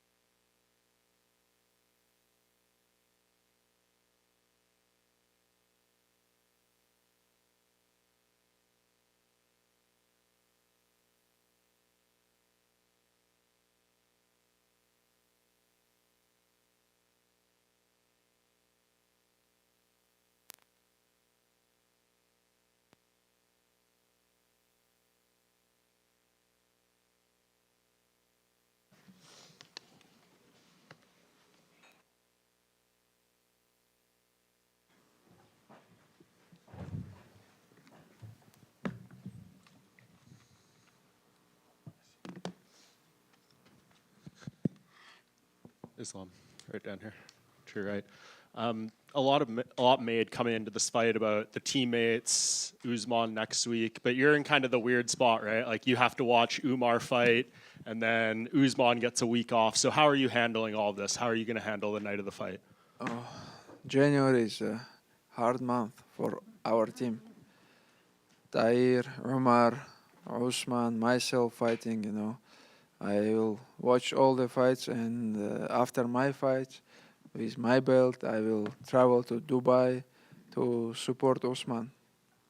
And I know you said last time you weren't going to do the custom shorts for the last fight, but you did them this time, and they're very cool. How did you come up with the design? Yeah, I really like it, They put everything what I ask, It's really look very good, And I have all my shorts from all my fights. I have the collection, and it's gonna be one of the best in the collection. Yeah, and I know you said in the Countdown show that, and some other interviews, that you're very good in rematches, right? But you just had the one with Volkanovski, and you only had like 10 days to prepare for that. You've had months for this. So how much better are you going to be in this rematch with more time this time? I'm always good in the rematch. That's why I will be more prepared, Now I know everything what Arman can do, and I know his style, and always he have same style always, He have good wrestlings. That's why he's my opinion. That's why he's a #1 contender right now, because in our division we don't have like many good high level wrestlers, But who have good skills in the wrestling, they're in the top. Arman was in here earlier, and he says he has a secret technique planned for this fight that no one has ever seen before, and you won't be ready for. Do you have any idea what this might be? Man, I told you, don't believe what Arman says, because last time he says I will finish Oliveira by 1 round, but they go all distance, and he won by split decision. That's why don't believe him. And I know you said he's not going to talk about you anymore after this fight, right? But he is still one of the younger guys in the division.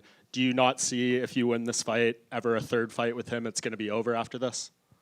My third fight, I hope now, because not makes sense 3 times fight with some guy, same guy. And but I think this new generation will come, we have most dangerous weight division. The all guys, I believe this is one of the hardest weight class in, not just in UFC, in our sports, And I need some new target. Yeah, I was going to ask that. I saw someone point out in the lead up to this fight that in 2025, most of the guys in the top 10 are going to be turning 35 or older. Arman is the youngest one. So what do you think of the division right now, and who do you see as people who are coming up and could maybe challenge for the belt in the next year or so? I don't want to look behind Arman, because now I have Arman is a good, really tough opponent, and I just focus on him, and looking for the rankings, thinking for the next opponent. It's not my job. I just still training, still hungry, and just if we have something, just send me contract. It's my opinion all my life, I never chose opponent, never thinking like I'm gonna fight this guy, I'm not gonna fight this guy. Just send me contract, that's it. And just last thing, if your team goes 3-0, you, Tagir, and Umar on Saturday, is this going to be maybe the most special night of your career so far? For sure. This is the biggest night for our team. Two guys fight for the title, and other guy fight also, That's why it's the big day for the Russian MMA, for the Dagestan, for our gym, We're so excited. Islam, right here. Arman has been pretty honest when he's been talking about his own skill set and game plans. And he said in the first fight, when he took you down, his coaches were telling him to stop wrestling, but he wanted to keep wrestling you, and he wasn't listening to his coaches. He was pretty honest about that. And he says in every fight, his coaches will tell him something, and he wants to do what they're not telling him all the time, similar with Charles. tell him. You have to. I listen my coach. I don't know who is his coach, but I always listen my coach because I have one of the best coaches in this game, and it's good, when you have some corners who can give you good advice. You have to listen them because small things can change the fight. And one of the stories is if you win this fight, you have the title fight record at lightweight. So what would that record mean to you? Because a lot of people are now saying if you win on Saturday, you could be the greatest lightweight in just all of mixed martial arts, not just the UFC. I swear, I never thinking about this. Just last week, the all media asked me about this. But it's good if I broke some records, if I have most lightweight title defense, if I have most win in UFC, it's good. Close to the become Hall of Fame. Back here, Islam, right in front of you, right? Salam alaikum. Alaikum. Do you feel that this version of Arman Tsarukyan is going to be the most dangerous opponent that you've had, even compared to Volkanovski, compared to Oliveira? No. If I give them chance to work, it's going to be dangerous. It's going to be tough fight. But all of the guys who I fought last 5 times, I don't know, they're always dangerous, Oliveira, one of the dangerous guys in our division. How many submissions, how many knockouts he have, Volkanovski, one of the tough guy, in our sports. It's MMA, all fighters from contenders, or when you become fight for the title, it's all dangerous. And if I let them work, it's gonna be tough fight. But if I can follow my plan, it's gonna be easy, inshallah. Do you think the fight will look similar to what it was before your first fight, or it's going to be very I different? don't know how it's gonna look, but I'm ready. All right, final maybe, question. Maybe first time I'm a little bit underestimate him because before that he never fought in UFC. I never saw his fight, but right now I know everything what Arman have. He know everything what I have, and it's gonna be good fight for the MMA fans. Absolutely. Final question for me. I was watching video from about 18 years ago where Khabib was talking you were going to be competing in the World Sambo Championship. Did you believe then that Khabib would be champion and you would be champion in the UFC? For sure. Because I know when Khabib was you took the belt, and I understand. In my mind, I can do, because I did same things, training with him all life, follow the discipline, follow the everything, and I understood I can be UFC champion at that moment. And when 15 years old, this guy's training more than everybody. That's why he have good success. That's why he was UFC champion, because he's a hard worker and training everywhere, every day, more than everybody. Excellent. This is the key. Thank you very much. Брат, такой вопрос. Салам алейкум. Александр. Как мы знаем, этот кэмп больше прошел под руководством Хабиба, чем под руководством Мендеса. Насколько сильно отличается, насколько тяжелее прошел этот кэмп в сравнении с Мендесом? Так не сказать, что под кого-то руком вместе у нас была подготовка, вся команда вместе, все тренера были вместе, и больше процессом руководил Хабиб. И подготовка была очень тяжелая. Отпахали все в хорошей форме. Я понял. И еще такой вопрос. Ты говорил, что не хочешь драться с Мухаммадом. Если вдруг в их чемпионском противостоянии выиграешь Шавкат Рахмонов, готов ли ты подраться с ними? И как ты вообще видишь, прошел бы этот бой? Я с обоими парнями знаком. Это не те бои, которые я бы хотел бы точно. И Белял Мухаммад, и Шавкат Рахмонов. Оба первоклассные бойцы с набором всех навыков. И у них скоро состоится хороший бой, который мне интересно будет посмотреть. Islam over here. Islam, I was wondering, can you speak on your shorts have the mountains and then they have, I believe it's pronounced the Kanjali, the dagger. Can you just talk about what it means and that the Kanjali's significance to the culture of Dagestan? The mountain what I have, this mountain, it's called Pabaku in the Lak district, close to my village. I went to the hill, 2 times. That's why it's like famous mountain. I put there, and I put the dagger because dagger is the like traditional. Something traditional in Dagestan. You've obviously known Umar Nurmagomedov for a long time. Just obviously, he's one of the younger guys on the team. What would it mean to you to see him become a champion, having known him since you guys were both younger?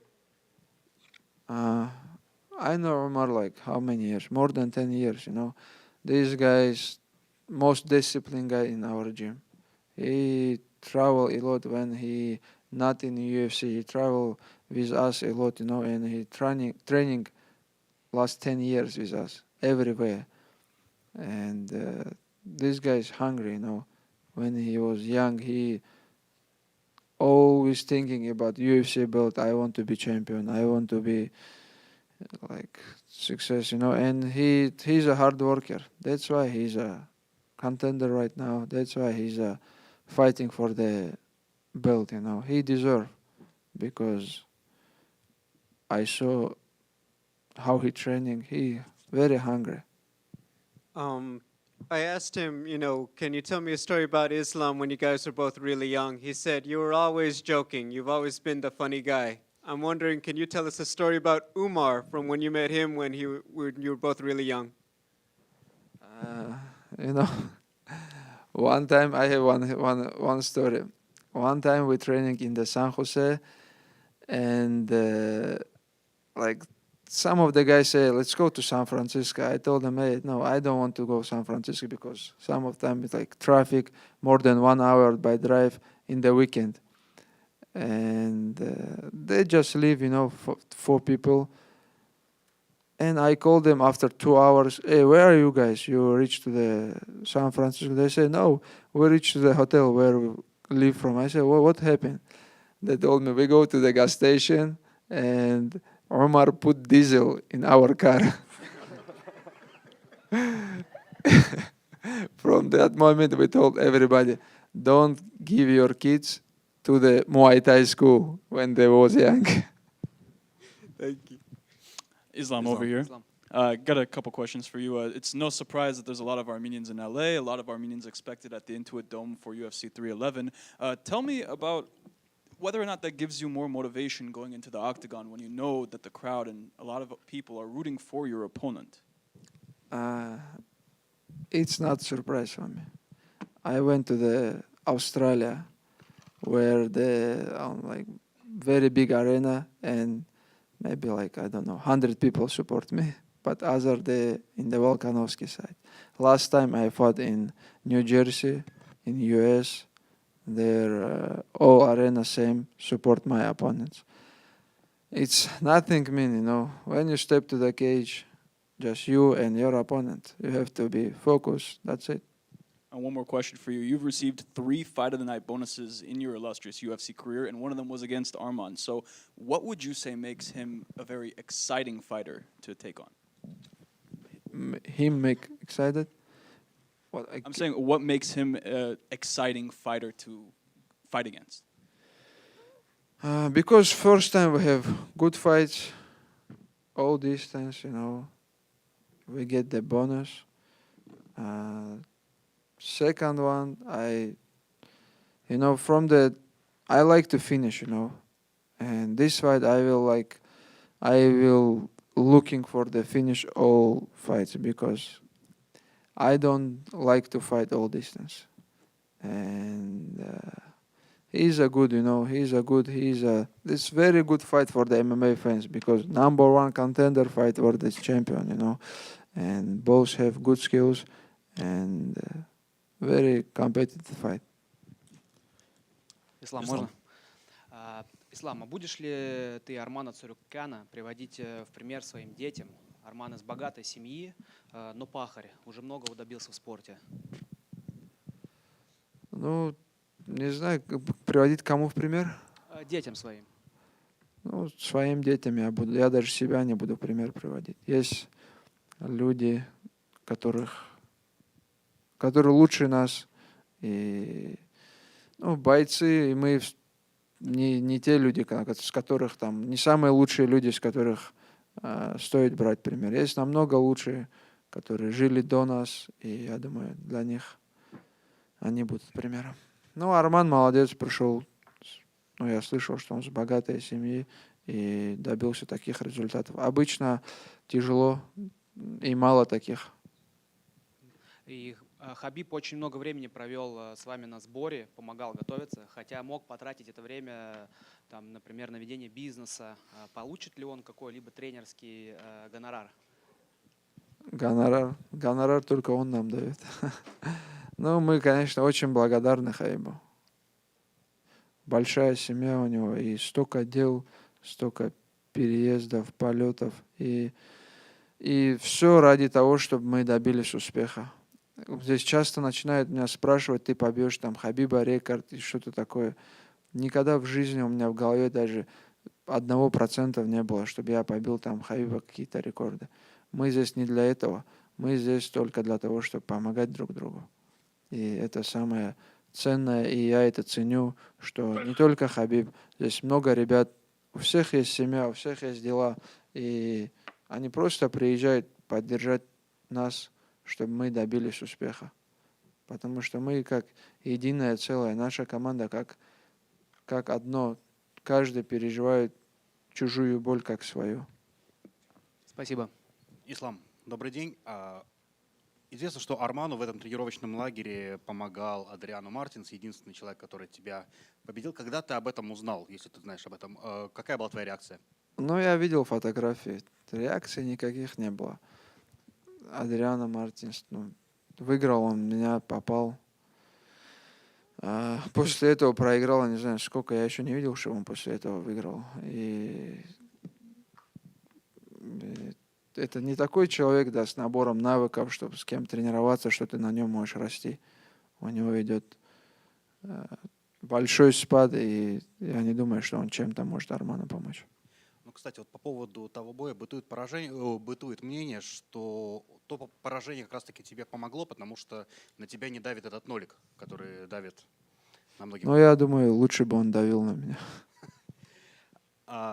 Еще я у Армана спросил, и он сказал, что когда ваша история в октагоне будет закончена, ему было бы интересно провести с вами лагерь, по примеру того, как Уитакер сейчас тренируется с Адесаней. Тебе было бы интересно потренироваться с Арманом?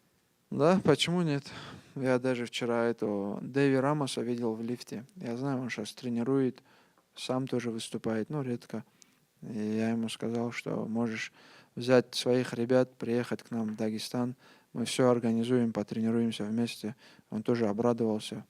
Потому что много же ребят тренируются. Обмен опытом. Приедут бразильцы, пацаны, потренируются вместе. Мы что-то им дадим полезное. Они там чем-то поделятся. Для роста это полезно. Арман не раз уже говорил, что у него есть какой-то суперсекретный прием, который он использует в субботу вечером. Как думаешь, что это? Не знаю, может, у него тоже секрет джуз какой-то. Не знаю. Уже много раз меня об этом спрашивали, но я готов ко всему. И последний вопрос. Недавно Хабиб сказал, что хочет уже поскорее завершить карьеру, но сделает это тогда, когда каждый член вашей команды тоже завершит карьеру. Вопрос. Сколько вы еще будете оставлять Хабиба у работы? Пока еще рано ему об этом думать. Умар дерется за пояс. Усман только набрал обороты. Сейчас скоро, я думаю, его в UFC подпишут. И у него еще много лет тяжелых, нервных впереди. Спасибо. Хорошего боя. You talked about how you were good with rematches, but how hard is it for you to prepare for a rematch like this against an opponent who you know what they want to do, but since you last fought them, they've evolved like an extreme amount? Of course, when you know everything what your opponents can do, when you watch is like 10 fights in UFC is different for sure. But You know, for my opponent, he have always same style. He always like beginning from the striking. When somebody push him, he try to take them down. You know, but I prepare for everything. I'm gonna give him hard time in the striking, grappling, wrestling. And then obviously it's nice to have the fans on your side, but do you kind of like it when the fans are almost against you and you can almost embrace like It's the not villain's something mentality? I like, but I told you it's no matter who you support, you and your opponent, and that's it. Cage is close, nobody can help you. Islam, Habib recently said in an interview with ESPN that fighting was easier and that coaching is more of a headache. What was his energy and his teaching like during this training camp?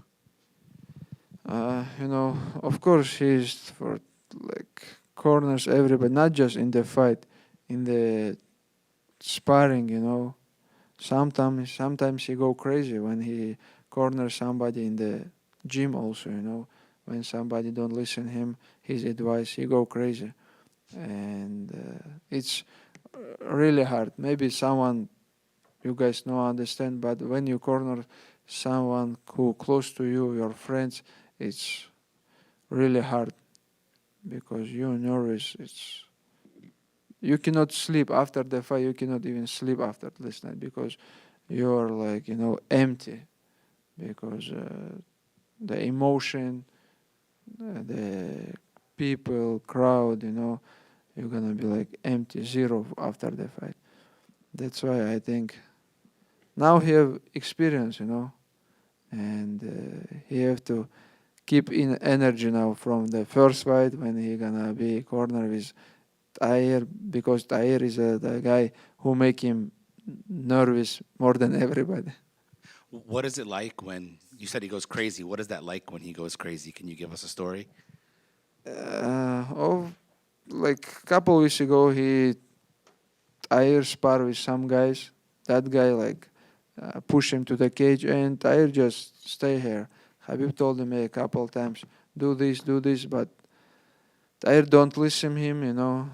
And after when the training finished, Habib told him, hey, I have my family, I have like job, I have everything. I can live from here. If you don't to listen me, I can live. But if you want to be, I'm here training with you, you have to listen my advice. Because some of the things you don't understand in the fight, you know. Because somehow if somebody pressure you, keep you in the cage, you're gonna lose the round, you know.